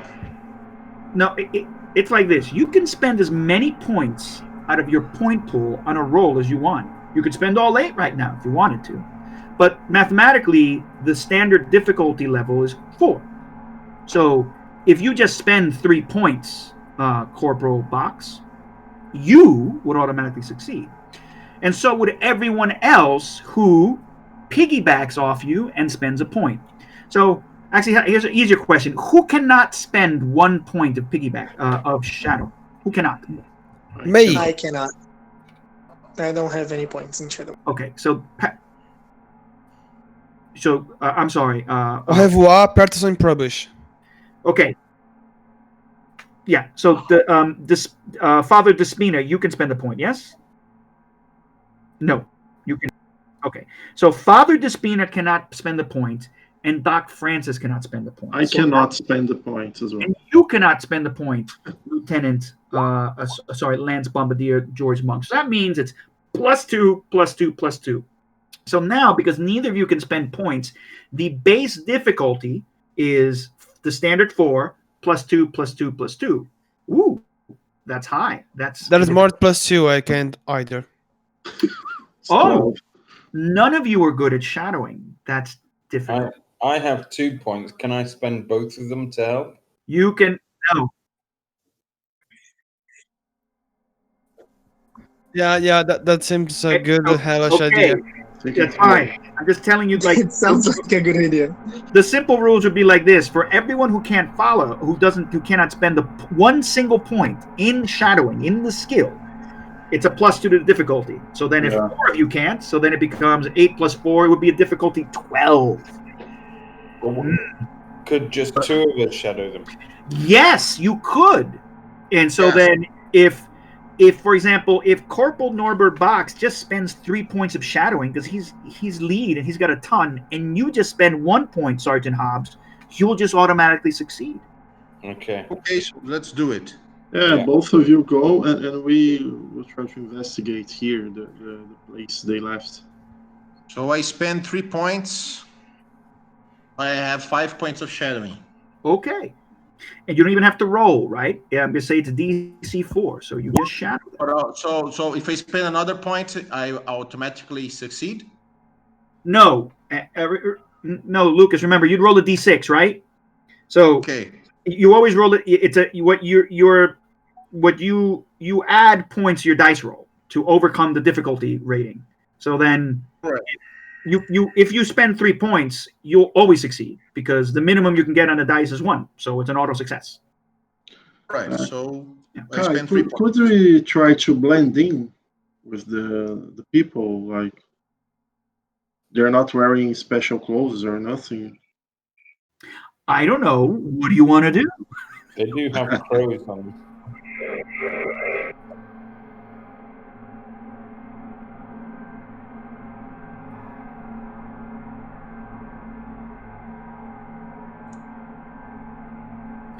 Yep. It's all about.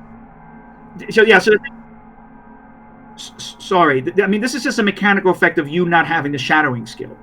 Like if your goal is to sneak behind them and trail them and hunt them and watch where they're going while you hide in the shadows, that's not you're actively trying.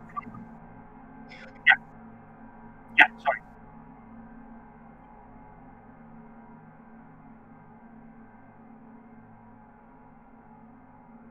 Oh yes, like if you wanted to join the people who are following, yes, yeah, you would. Yes, exactly. Yeah, anyone who cannot pay a shadowing point will increase the total difficulty by 2. Okay, they're walking away. They're disappearing into the night. What are you going to do? I'm following. Okay, I yeah. want. So you and Probish are following. No, sorry. So Oh, you and Hobbs are following, shadowing behind them. Okay, Right. no biggie. And so you see them that they are walking. Right, they've walked basically.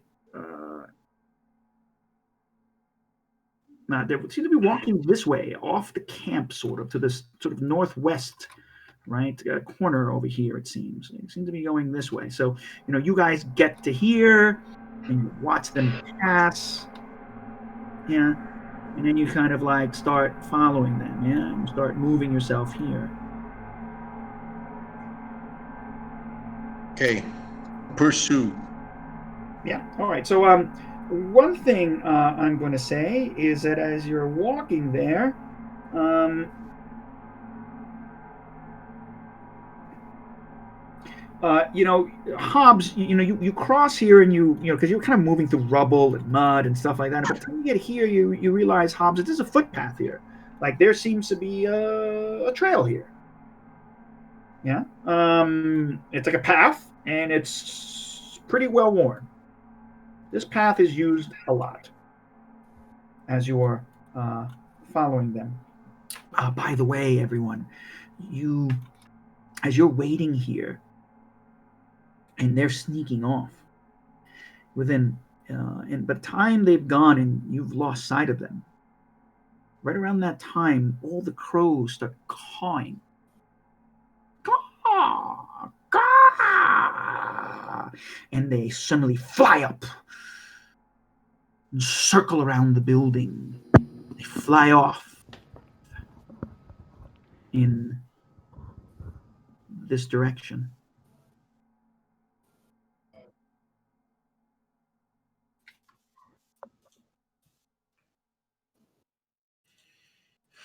Um, well,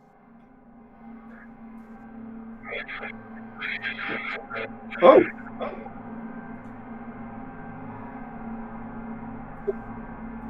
well, yes. Would you like to spend the point of history? Okay, yeah. So you talk to what is this happening, and you overhear Frank, Patterson, and maybe mentioned it to you, and you're piqued, and so you go over to where he was looking at, yes, and you see the same thing. It seems that there's the below but it's part of the building seems to have been dug out somehow. It's a lot. You're seeing part of the foundations, and you can see that part of the foundation seems to be made of marble stones, right? It's white marble. It's easier to see compared to the dark stone that the farmhouse is made out of. And actually, now you look at the mortar that's in between both the, it's that's above the and in between even these marble blocks. I look at these marble blocks have been rough cut, like partially broken or something. You can see maybe even some carvings in them. It looks like there's other like chunks of marble and there's pottery mixed into this mortar, right? So you think maybe you guys, if you and Patterson talk about this, you think that maybe these ruins, Francis said that he thinks this must have been a much larger area. and that you guys,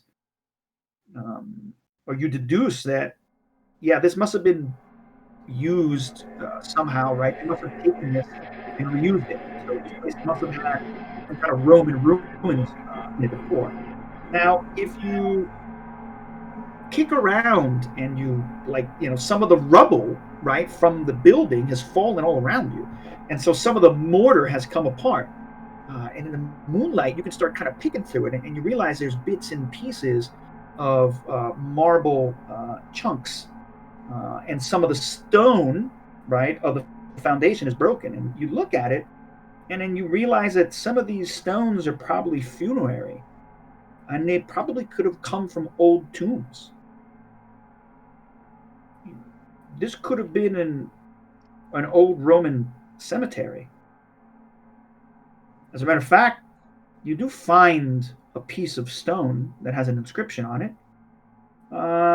with BM carved into it. Beni Morentini, meaning well deserving. And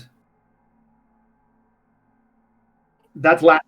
Latin, yeah, yeah. And you can recognize that it's like, Roman lettering that's been carved on this, right? And there's some other carvings around it that suggest that this was, what this building was.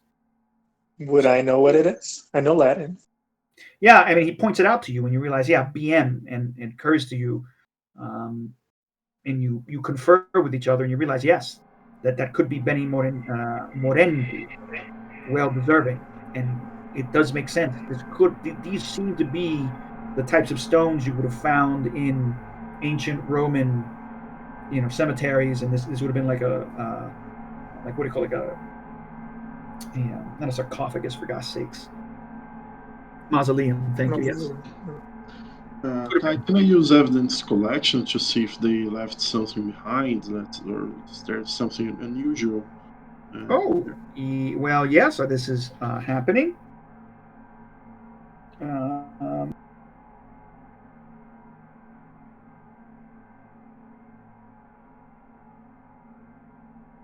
so, I mean, do you go here? Or you mean you go inside here?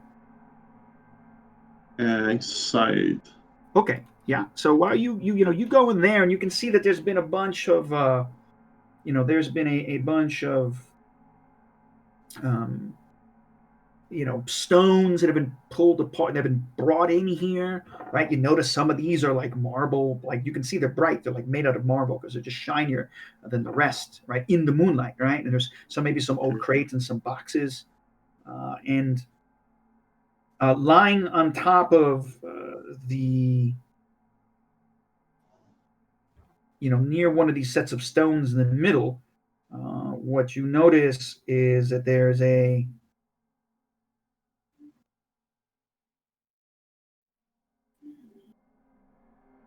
rolled up metallic parchment, and you pick it up, and it's dark and it's heavy, and you feel it on your fingers, and you realize it's lead.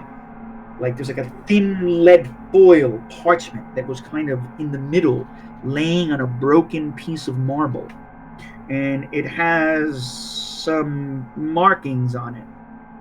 But do you read Latin?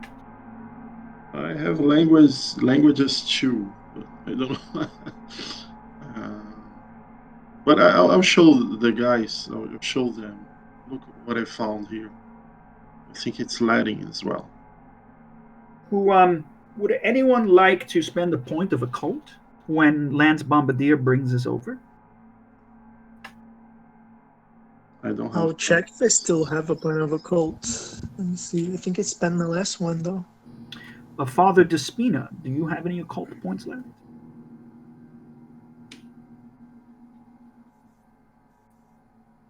Okay. So I mean, you could, if you want, spend it, or you could wait for something. Sure. Okay. So, oops, I just lost that piece of information. So you realize this has a crude Latin inscription that has been etched into this, must be ancient, lead scroll. And no. That the scroll looks ancient. No, it looks ancient. The whole thing looks old. This is some old historical object for sure. Just I lost a piece of it. Oh my gosh, sorry. I just lost the section where I had that. And this has some sort of ancient chant that's written on it. Actually, as you look at it, and as both perhaps even you and sorry, as Captain Patterson look at it, you recognize this as being some type of funerary curse.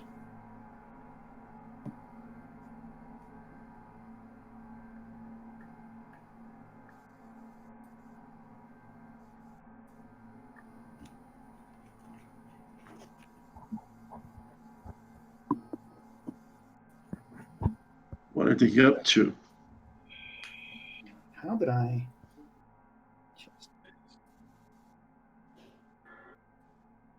Curse? What do you mean? The hell? The whole place. The whole place curse, or what they're doing is cursing something.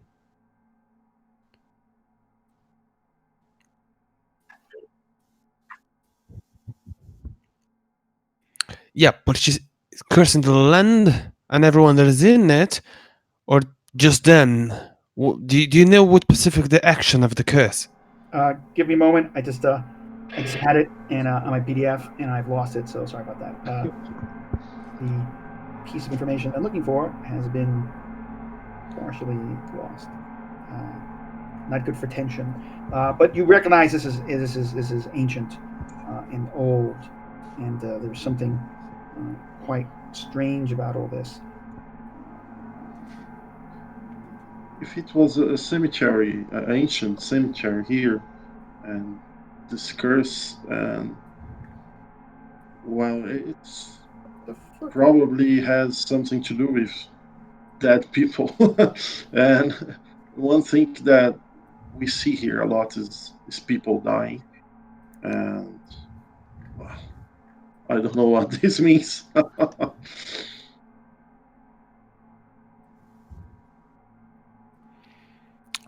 Or she wants everyone here to follow her whatever god she's fallen to die with her today. Well, those guys were saying that she was going to make them whole again. What does it mean? Whole, spiritual whole or physically Probably. whole? Whole. I don't see they fixing no one here, so probably that's what it meant.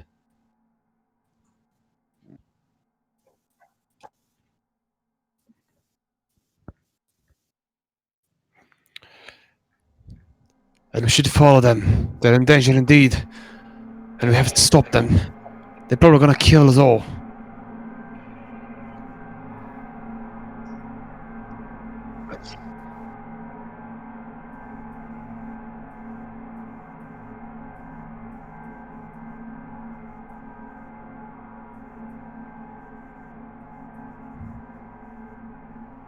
Amen, Father. And the God to stay beside us. You're gonna need it. Come on, man. Come on. Okay, We I need to be brave Kill the now. witch. I'm going to quickly go back to I'm sorry to Corporal Norbert Box and to Hobbs. Hobbs, you're moving along and they're shuffling along slowly. It's not very difficult to follow them. They're not very fast. Many of these are the walking wounded. Some of them you can obviously tell are legless and walking with crutches or being helped. They make their way through the darkness along this well-worn path. Eventually, you see them heading towards what seems to be some trees. Okay, and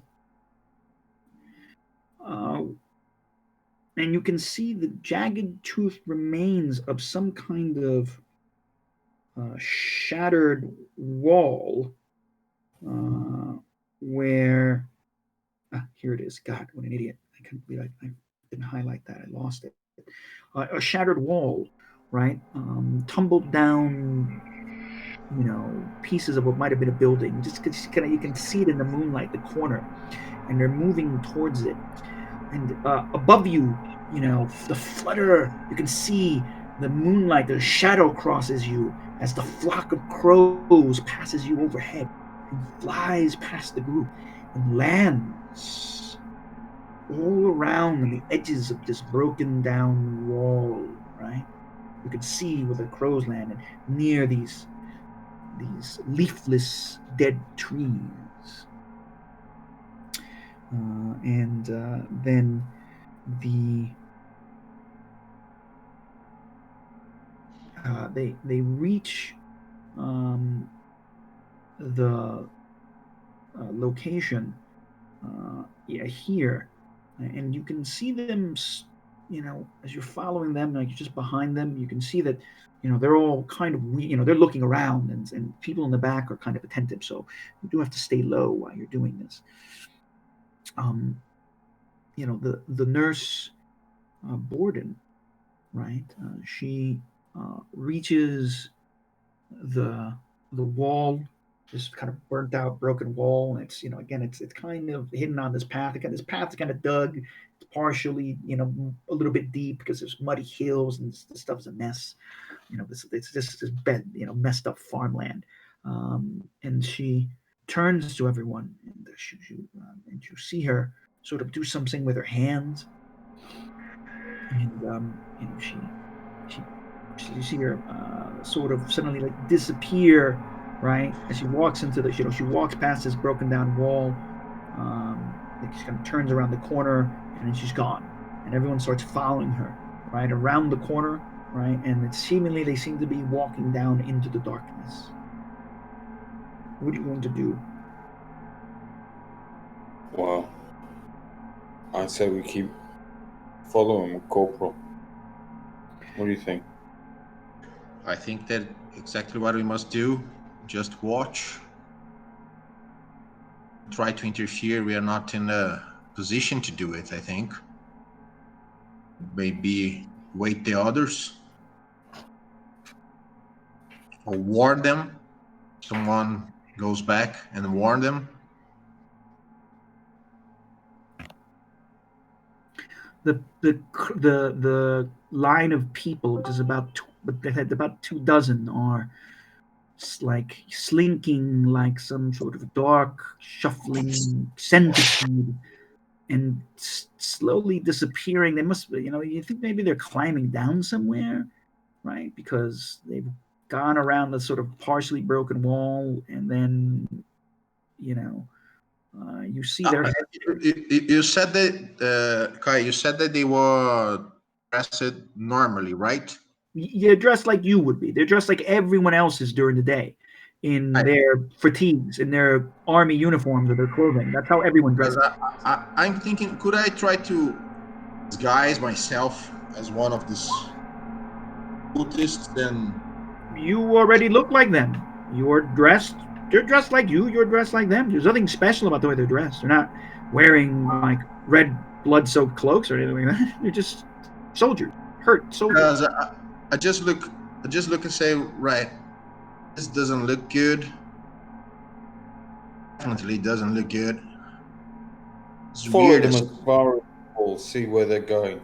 Then maybe one of us Let's could keep go following, already. but maybe we could try to infiltrate because then we could hear better what is happening. Okay, Yeah, What do you good idea. Let's step it up a bit and join in at the back. Yeah, quietly, and let's pretend that we're just following them. With The Lord is with us. We've nothing to fear. yeah, let's do it. okay. You guys sort of like move through the shadows and get yourself to the back of the line. And Yeah. you're as you're approaching, um, then you are going to, just give me a second here. the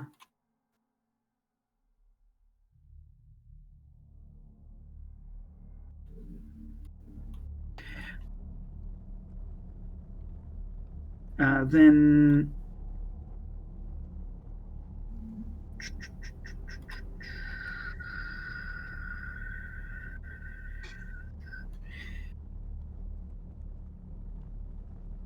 um, there's a soldier in the back of the line, and he turns to you as you sort of show up into the darkness, and he's spooked.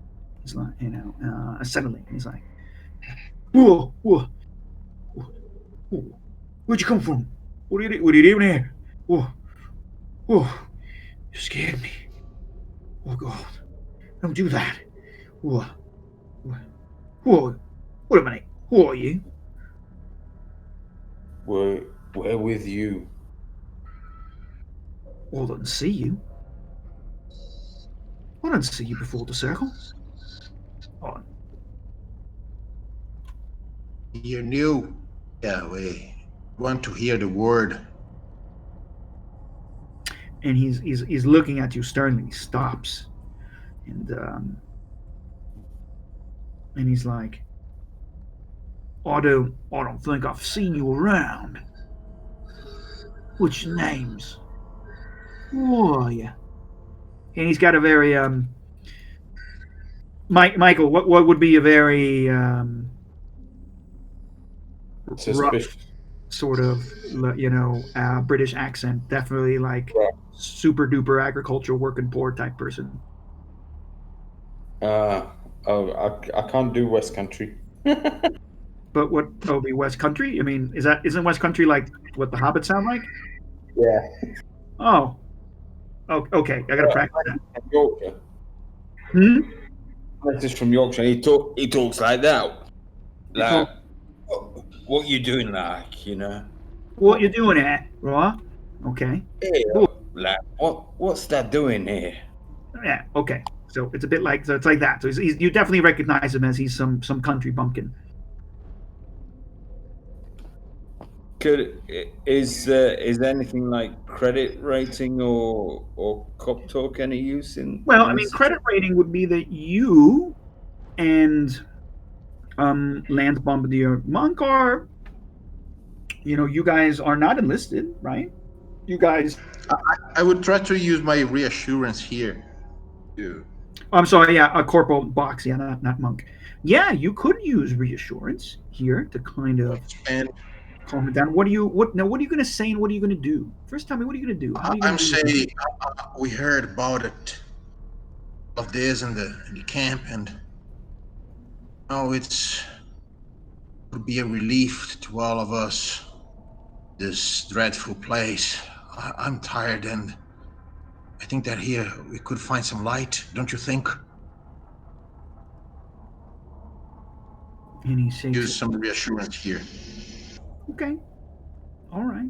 I'm going to spend 3 points here. No, of reassurance. You don't have to. You don't have to spend 3 points of reassurance like that. You can spend the point of reassurance. You're gonna get him. You're gonna ask him anything. You're gonna do anything now. You got reassurance. He looks at you. He's like, "Well, all right."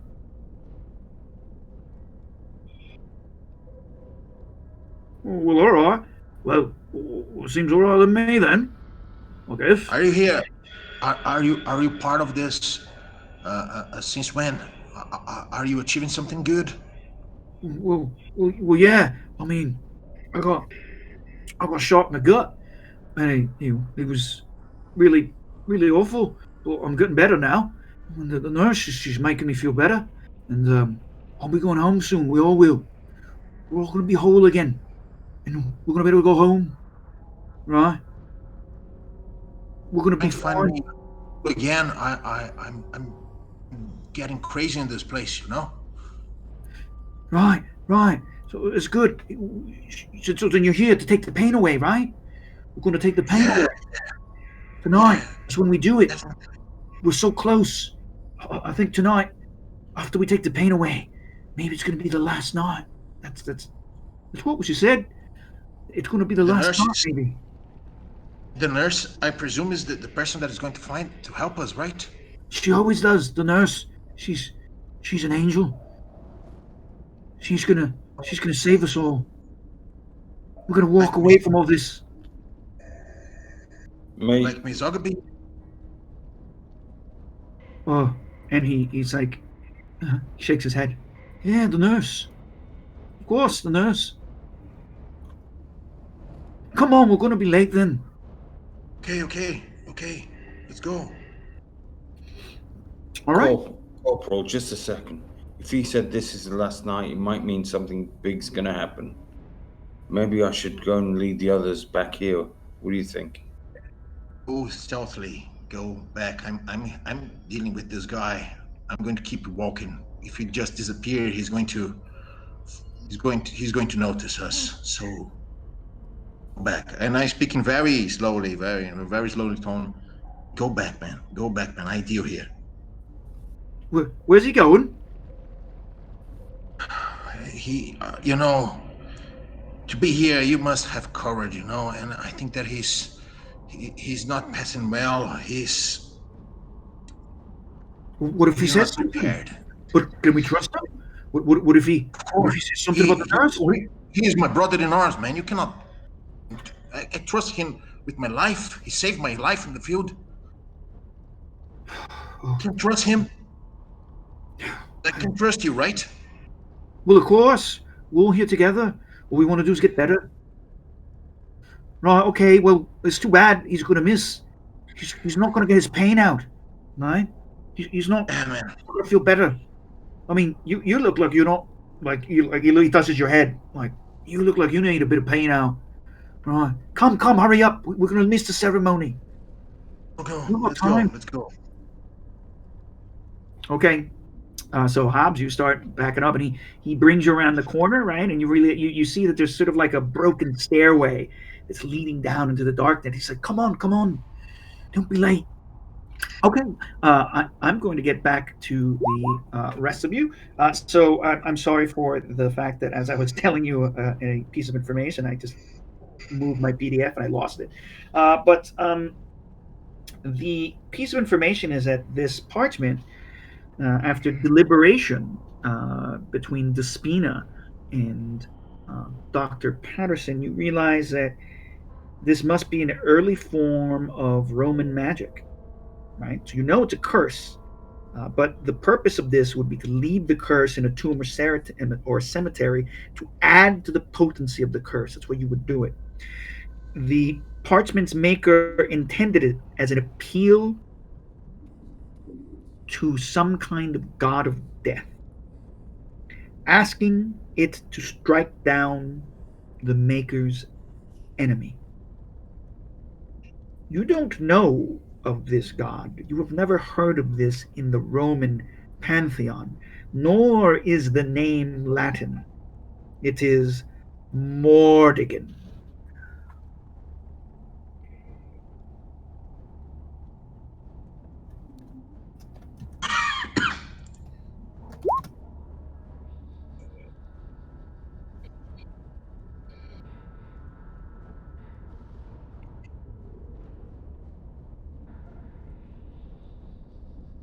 Sure, Father. I don't see why not. If there's anything that's gonna be help for you, sure. We can have anything else from this.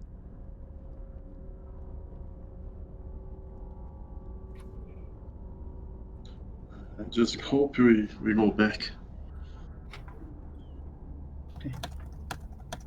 Well, to be honest, I'm more concerned to what she's doing with the soldiers. Uh, Father, I'm not sure. Well, we found chemicals. We found drugs that we don't know what they are. I'm afraid of what she's creating, what she's trying to do with those injured soldiers.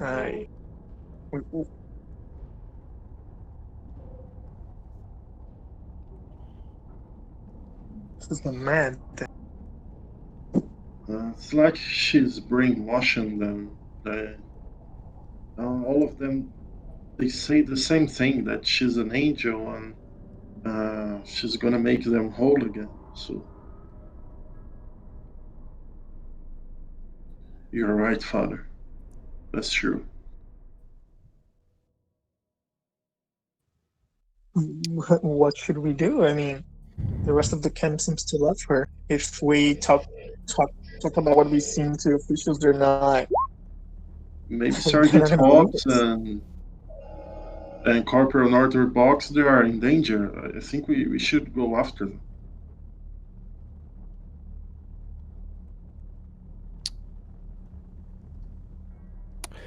What about Dr. Watts? What was his paper in all of this?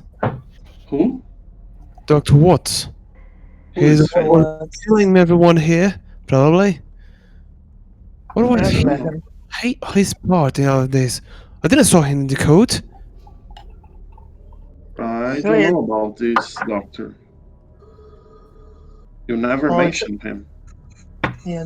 Well, Dr. Watts, it's. I don't think he doesn't have anything to do with this. It doesn't sound right, but he's one of he's another problem that the camp is having.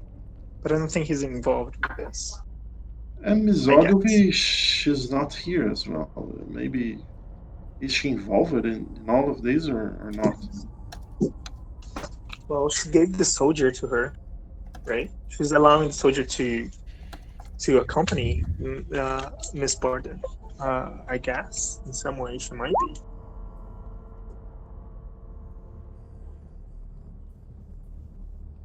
Yes, saw him. What He about Major was Parker? he was the first. He was the first one to chant whatever they were singing. Yeah, What about Major Parker? Did we see him in the coat? I wasn't able to recognize most of them. They looked like soldiers, all injured.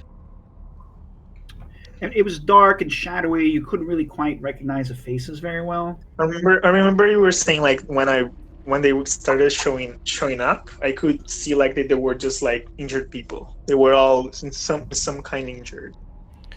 Poor Yeah, all the minds, guys. broken minds, trying to find some comfort. They probably found between the legs of that nurse.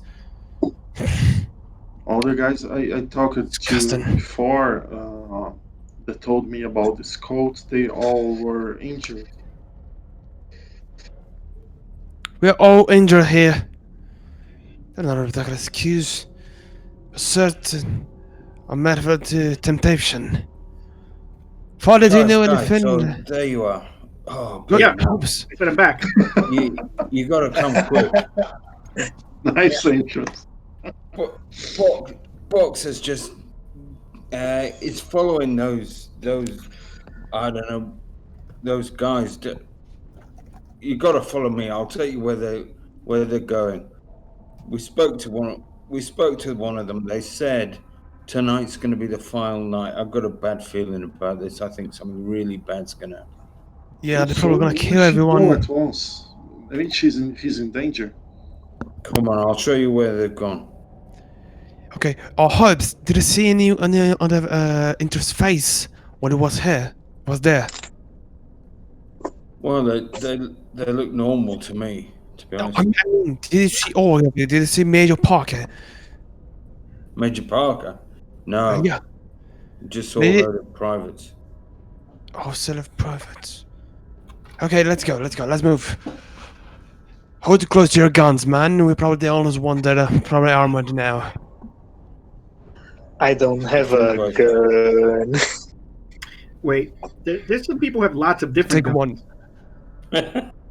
but like some people seem to have like 25 guns on them, and I think I'm going to have to use like D&D encumbrance rules soon. And then some people have no weapons, so I don't know what's going on here. No, Yeah, like just one gun. I took two. I had two weapons with me because the father didn't want one, so I kept the pistol I would give to him. And when we took down the guy in the shit pile, uh, Hobbs reminded me to take his gun away, Yeah. and now I kept with me. And now I give one of these three pistols, or I don't know what it is exactly, but I presume it's pistols. I give him one to the doctor. To doctor. Okay. Norbert Box didn't get one of these guns. Oh, bollocks. Fuck. Yes, No, I'm Box had alone with one. the crazy man without a weapon. Thanks. He said he already had one. You're kidding. The man went without a gun. I What thought a you We're all madman. one. together. Give, Oh, give that's the so soldier. let's Give, go Okay, give the okay, fast. soldier let's a hurry. gun. Let's hurry. Let's hurry. I'm not a good shot anyway. If he gives me the gun, I'm gonna give it to Box because I'm not a good shot. Okay, Now, okay, okay. So, But you but can't use it just now. one with you, okay? Adventure is Saving Private Box. Okay, Breton, this is one gun. I have another here. I have two. So when Mama can, let me give him a gun, okay? Let's move. The man. Oh my God, let's move. Follow me, guys. Please lead Okay. the way. I just want to know. I just want to know who has just because. Who has weapons? Everyone have. except for I have what? Yeah, I don't have it. I don't have it. I don't have just it, gave you 'cause one. but I give it to Box. Could someone Right. please? Box is not here. No, everybody has a gun. I have a pistol. Oh yeah, Box. Fuck yeah, Box is not here yet. With the crazy guys. So the I will Going say to be sacrificed by Cthulhu to Cthulhu. Sure, cool. the weapon that you took off of the MP that was with you probably would have been a rifle, right? So in World War One, British, that would have been what, an Enfield? Is that what they were using? Yeah, Enfield. Okay. So in terms of, let me get my damage and getting hurt. Okay. So what you're looking at is a pistol is going to add 0 to your d6 roll, right? So you don't get it. It it's the standard sort of damage, and the heavy gun, which would be the M1, a rifle, is going to be a +1. If you happen to shoot in point blank, then you will get an extra +2 on the d6 roll for damage. Did I forget to mention I was carrying a Vickers rapid fire machine gun as well? Only joking. Think so. So who's carrying the rifle? Lieutenant Provish had it, I think. Yeah, I have a lot of proficiency with guns, so probably gonna be me with the rifle. I have 8 points in firearms, so Firearms. I have in firearms. Yeah, he has more than me. So you take the rifle. I have 4 firearms. Is there anyone who? I have 8 weapons. as No, it was Sergeant Hobbs take the rifle. 8 firearms. I keep the gun. Someone said they had 9, didn't they? That's Anthony. Ah, you have 9. So father. He's a That good is shot. Holy shit, the father is the biggest shot in the army. Give the priest the rifle. Father / Punisher. The Punisher of God. Maybe. How did you miss the crow, man? What? How?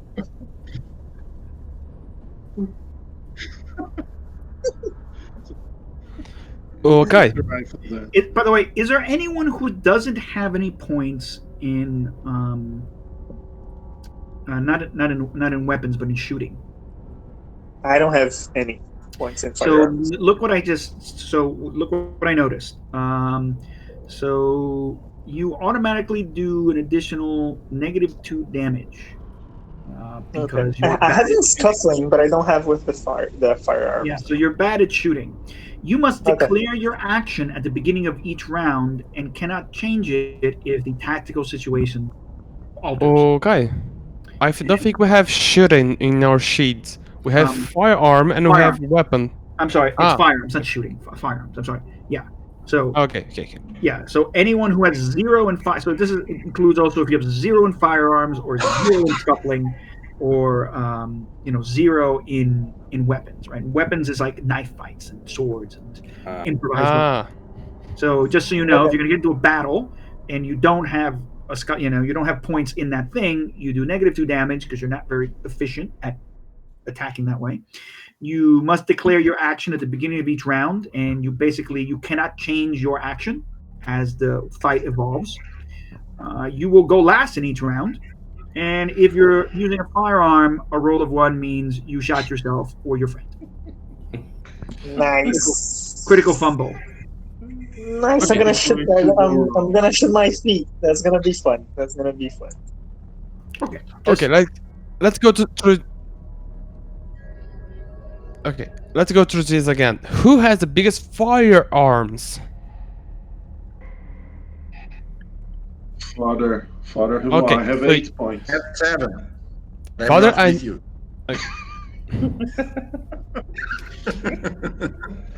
there is a voice in my head. I'm trying to ignore it. Father, I know you're not quite keen to fire weapons, but would you, knowing your abilities right now in a very opportunity way, I would really enjoy if you had the rifles in your hand.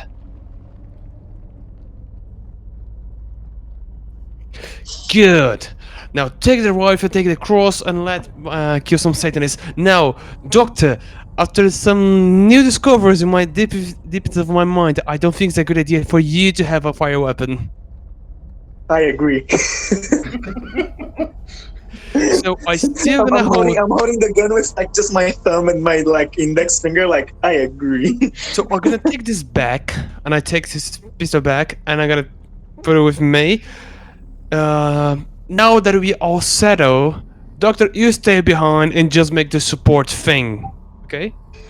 Do you have explosives? I have 10 points in explosives. the the doctors, natural. I hope that they're The not a doctor joke heals. about fart.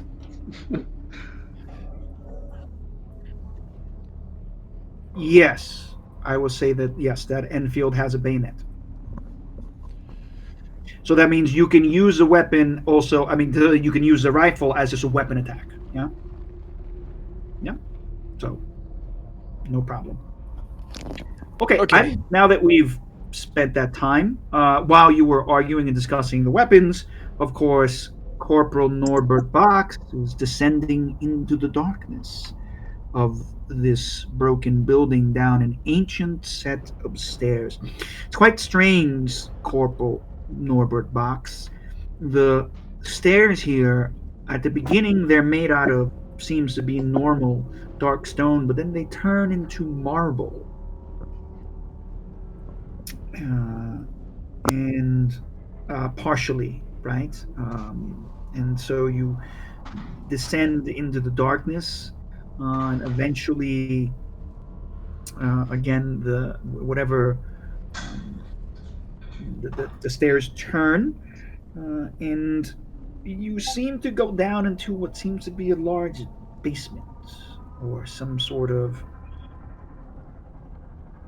You realize maybe from the way in which the walls have been organized that it's not it's not a basement. No, it's a crypt. There are strange images that you can see on the walls, as this soldier keeps on speaking with you. He's like, it's like, well, I'm glad you came. Well, you know, um, it's it's a bit scary sometimes, right? What's going on? But I think the war's going to go away. Um, we're all done tonight. Maybe would you mind if I could draw you? I like sketching people. You look like you got a nice, interesting face, one I haven't seen before. Well, I think I would like to draw you. Do you mind? You think you could do that? You don't mind, right? Right. He's like kind of talking. He's like kind of nervous. He's like, yeah, sometimes this place kind of gives me the creeps. Like I don't like these paintings here. A bit, a bit, a bit creepy. Well, I really, I don't know about you, but I'll get nightmares all the time. I'll get really bad nightmares. Just, these crows. I like them, but they kind of creep me out. But they're good, right? right? They're here to help us.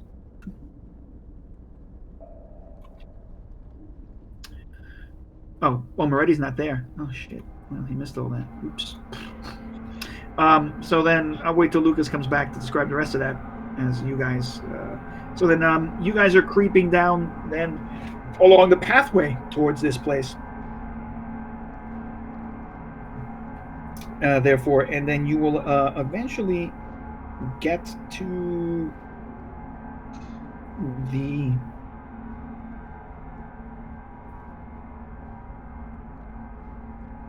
this area. Yeah. Everyone hearing me? Yes. Okay, yes. Okay. Okay. Yeah. Sorry, that was just I didn't realize that Lucas was gone. So you will notice that now all the crows are lined up along this broken down wall, and there's another set of like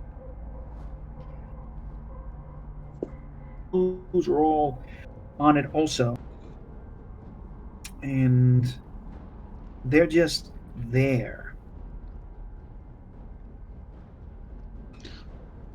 Okay, so And there is a stair. Is that it? yeah, yeah. And the crows are all lined up along the sort of piece of the broken wall, right? All around you. Now there's dozens and dozens of crows, and they say, and they're silent. They're not cawing, not fluttering, but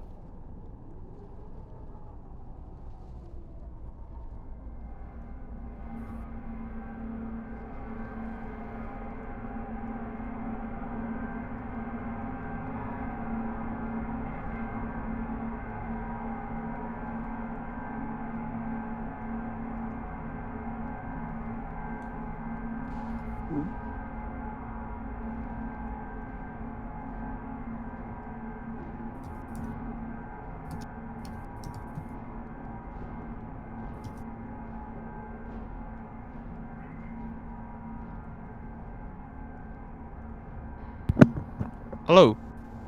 Hello. I can hear you, Anthony. Yeah, I can hear Kai though. Are you listening to me? What the fuck just happened?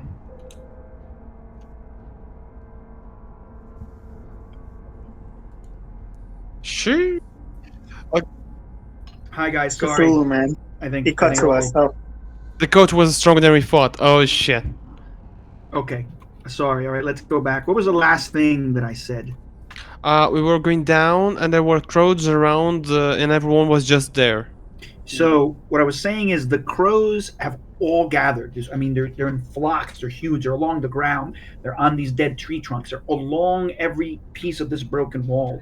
And as you're, as you're led by to the entrance that goes down into the shadowy set of stairs. It goes down into the darkness underneath the ground. It seems the ravens are just there, and they're staring at you. They're not making a noise. They're not fluttering away. Now, Sergeant Hobbs, you know that this is again so unusual because birds normally fly away, right? I mean, you're almost like walking through them. They're just they're at the they're almost like they're standing almost at the side of the pathway at the entrance to the stairs, and they're just completely unperturbed by your presence. It's just definitely weird. Okay. No problem. You may kick one. What you're going to have to use scuffling. What is your scuffling? You could use your weapon skill. Yes.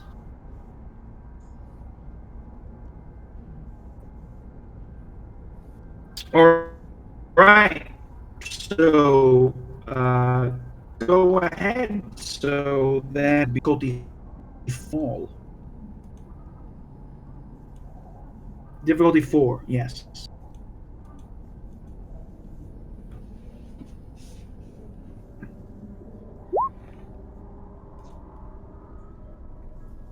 Oops. I didn't see the roll, but I presume that it's not so great. So for some reason, it didn't update for me. So fine. By the way, I'm not sure that you guys when you do this. Like while you're looking, there's something weird when you get them out of the corner of and you finally see it here in the shadowy darkness, especially under the light of the moon. So I'm going to tell you all when you're done here, Anthony, you're all going to because you notice it once in the daylight, but it wasn't as strong. Here in the shadowy darkness, it's stronger. It's like they're fluid. It's like they're smoke. They ripple. Their shape changes. Like they're covered in It's like they're swirling darkness, right? At the edges of your vision. No, no, no. In this case, you try and hit it, right? When you're directly looking at it, oh, it's a crow. It's a big old crow. And so it jumps up, right? It flies up, and it comes at you. And you can see that it's as you see it climb, you see its claws are huge, and so it is going to try and come at you. And so then it is going to roll a d6. And in this case, that's your weapon attack, and it has no. Oh yeah, so it's a weapon attack. It has no weapon attack, so then it's going to try and come at you with scuffling. Yeah, so it's going to spend 3 points of scuffling, so it's going to be scuffling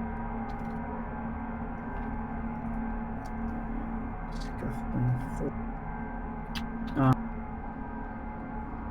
I'm sorry. Okay, can you No, it's hear not me you. now? A little bit, but I can hear.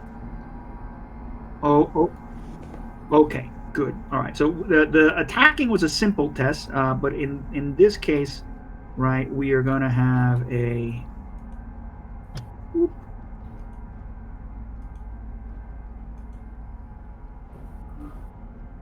Um,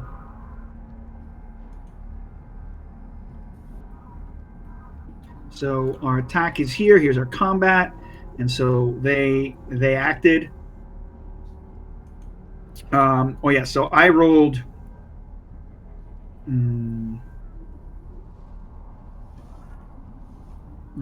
Yeah. So I rolled a 1. It doesn't have a. Oh yeah. So it doesn't technically have. You're doing weapon attack versus it's trying to do a scuffle attack versus you. I believe that your hit threshold should be normal. It should be a 3, Anthony, right? Unless your health.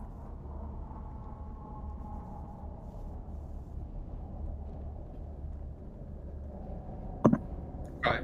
Hello? Can't hear now.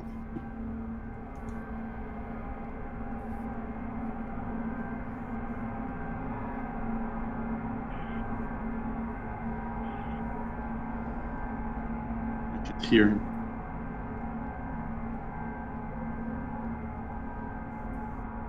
Yeah. I'm hearing you. Yeah. I'm hearing you, but my internet's getting unstable. I don't know what's going on.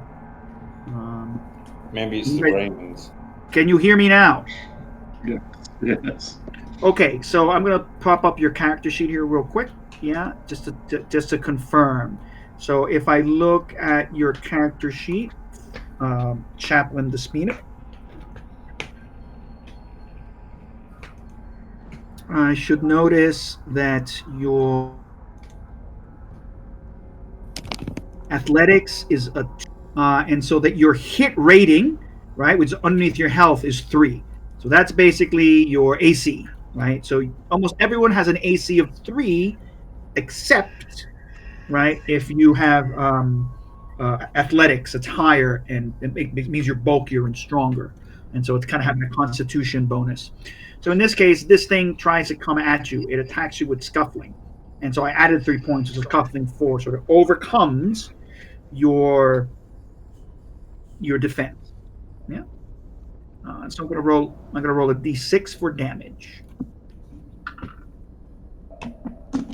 Okay, so it scratches you with 2 points of damage.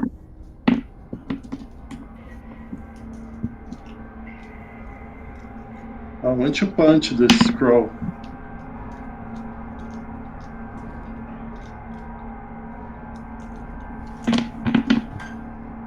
Is off, like the wings across your face.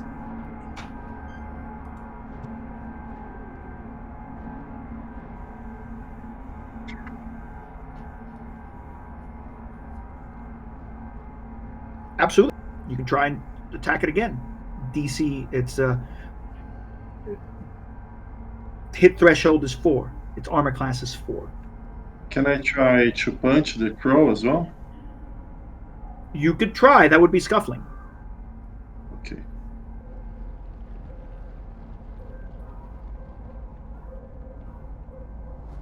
I'd like to spend What's 2 your scuff? points. What is your scuffling, Lieutenant Bombardier Monk? 13. Okay, yeah, then you will definitely be able to, in initiative order, you're going to go before it. It's about who's. It's all about who's got the highest current pool of in the given attack skill. Okay. Wait, What's the so difficulty everyone to is in combat now? Are you trying to kill the same crow, or are you trying to hit another one? Ah, the no, no, no. same Let the him same say it. crow? Sorry, I thought it was more than one crow coming to us. No. There's crows. Father Despina decided to stab at No, I got one it. I got it. I who just. lapping about. So go ahead. All right. So,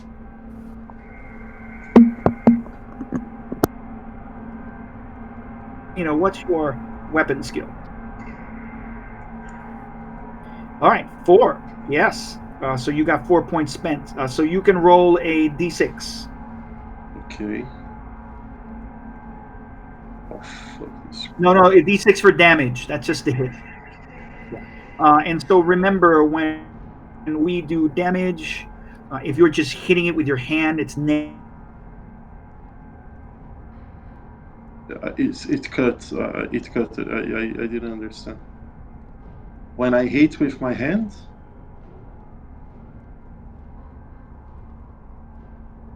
but I'm a boxer. I have 7 points athletics. with the butt of your rifle.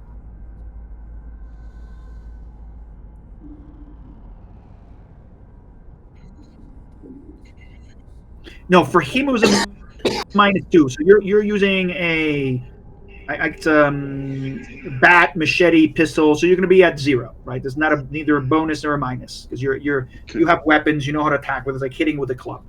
So just in terms of damage. So you have the same thing. It's just the armor class is 4. DC is 4 for you to hit the creature. So you can add as many weapons points as you want. If you right, boom. Well, geez, Nice. you smashed the hell out of it. Go ahead and roll me a d6 for damage. Mm.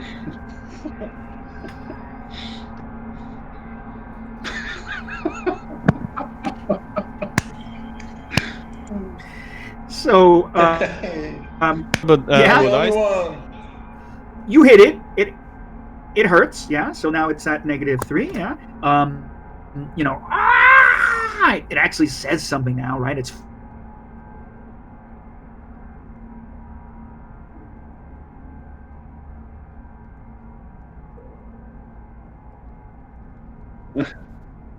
No. No. Yes.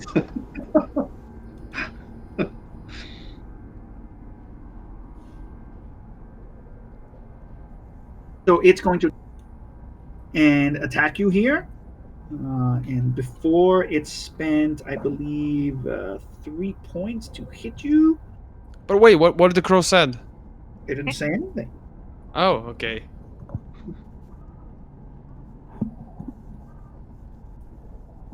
No. I'm just saying they're rolling around. Right. Okay. So it definitely gets you again with its claws. And ow! It's going to hit you for 4 points Father Spina. The claws dig in and it claws you, right? It claws as it's flying and it's now on your shoulder. I'll hit it again. Okay, go ahead. Fuck. Remember to subtract the points as you use them. Yes. So wait, we're in combat with a crow. Is that it? Yeah.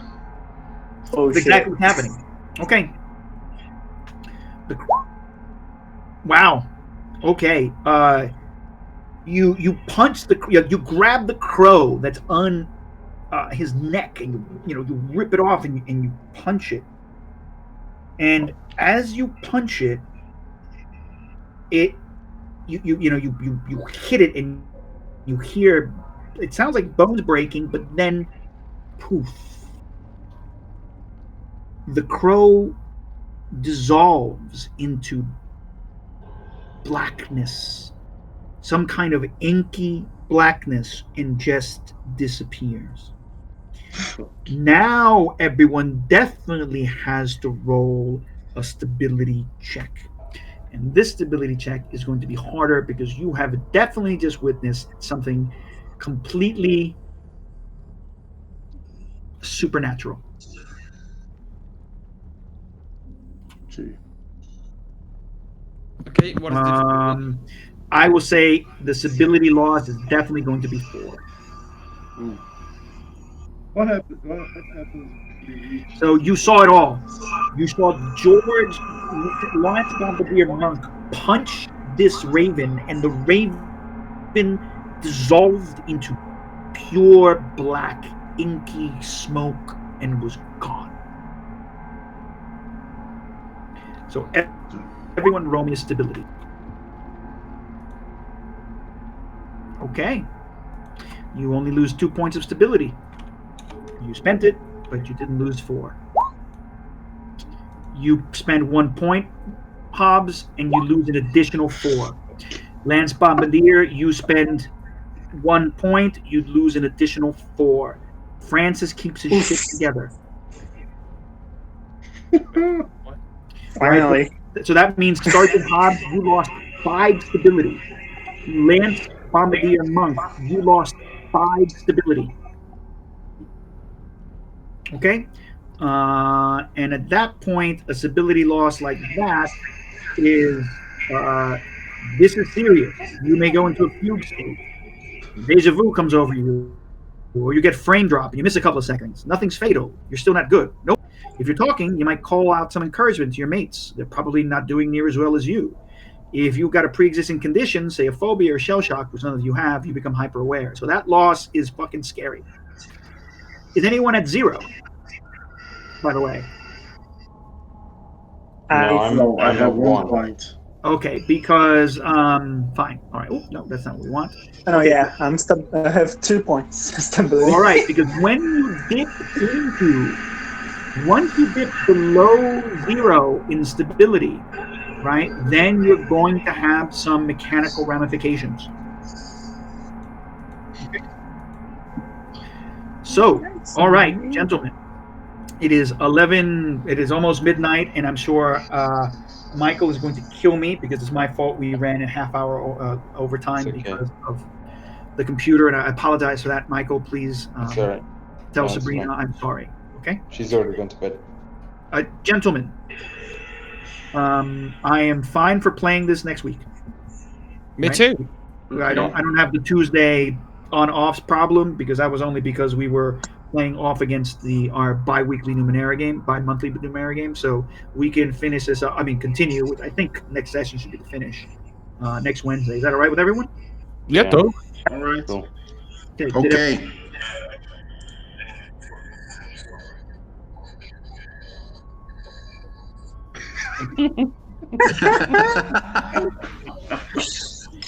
I mean, Now, like you now- had to now kill the- one man. It took too long. Sometimes shit Kai, would happen Kai. Yes. sooner or later. just for the just to know, I'm still there with the cultists.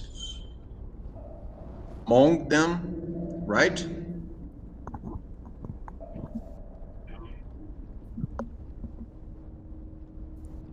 Who drive you? I didn't get much hesitation. Paint me like one of your French girls. Because you're fighting I was against holding the myself to crows, not and say that when he was describing it. I was like, oh god. Lucas, I lost you. I'm because sorry. you were fighting against the crows, and I just stayed there, right? No, you think I started narrating what happened to you, but I didn't realize you'd left. So I Oh narrated. no, I didn't got that. I think I didn't got this part. I'm sorry. No, it's okay. You went downstairs, and the soldier is kind of talking to you, and he basically said like he's like nervous, and he's like, well, I like drawing. Can I when we're all done with this, can I draw you when we go home? I'd really like to draw you and put you in my notebook. And then he says he thinks the crows are creepy, but they're our friends. They help us. I think that's what Nurse Borden says. Ah, And okay. and he says he gets nightmares. This place is a bit spooky. I don't like this. And he points, and I'm going to leave you with this, guys. As you just, while you guys upstairs have just tried to fight one of the crows, and the crows are starting to get agitated. So maybe more of them will start engaging with you. But, you just saw, you hit a crow, and what you thought was a crow, and they're already kind of weird at the edges of your vision. They're already behaving weirdly. This one breaks up into basically a cloud of smoke. No. So what you see as you go downstairs, you walked into a crypt. Yeah, it's clear to you. You have walked into some kind of mausoleum, and all around you are these bizarre paintings. So you're following this guy, and he's talking nervously. You see, they're just paintings of death, of the Grim Reaper, of other strange depictions of death crushing people, killing them at war. There's something freaky, Death is a destroyer and the harvester of men.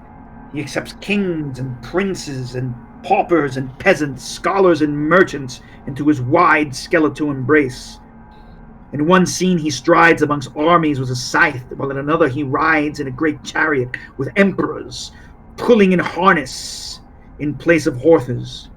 Death shows no mercy whether to mothers or to children, rich men or poor. All bow to him, all beg his favor, yet to each his answer is all the same. He drags them down, crushes them under his bony feet, and passes on. He eats the corpses of the dead. He swallows them whole in his greedy haste. All around you, this place is some kind of temple to death. Okay. You talk with this soldier nervously. Some I will crazy end. paintings. The crows are regular stuff. No problem. Okay. No We will problem at end all. we will end the episode there as Corporal Norbert Box, wild-eyed, walks through the inky darkness surrounded by images of the god of death. In this time, no, he doesn't. He doesn't have a crow on the shoulder. It's neither the soldier which I met when I infiltrated. You not haven't met the same. You haven't met this one before. Not the same soldier. Mm-mm. You haven't met this one before. Okay. Please, Okay, Anton, don't hit the crow. Right. Easy. Lemon squeezy. No problem. No Okay. problem at all. Just see some paintings. It's like being in a museum. Yeah. Like Disney Just World. learning about history, man. Just learning about history. Yeah, look, this painting is amazing. And you outside fighting crows. Fun! Oh my god, it's amazing this way. Nothing's wrong. Nothing's wrong. No, nothing's wrong. Everything is fine. It Okay. could be more frightening. It could be a Sertanejo club. I Jacqueline definitely appears believe in front of you. that there is a picture of Batman Robson. Okay. You look Or in the maybe walls and you more than see Hollywood. figures with mullets. Jacqueline Yes, manda mullets. brasa.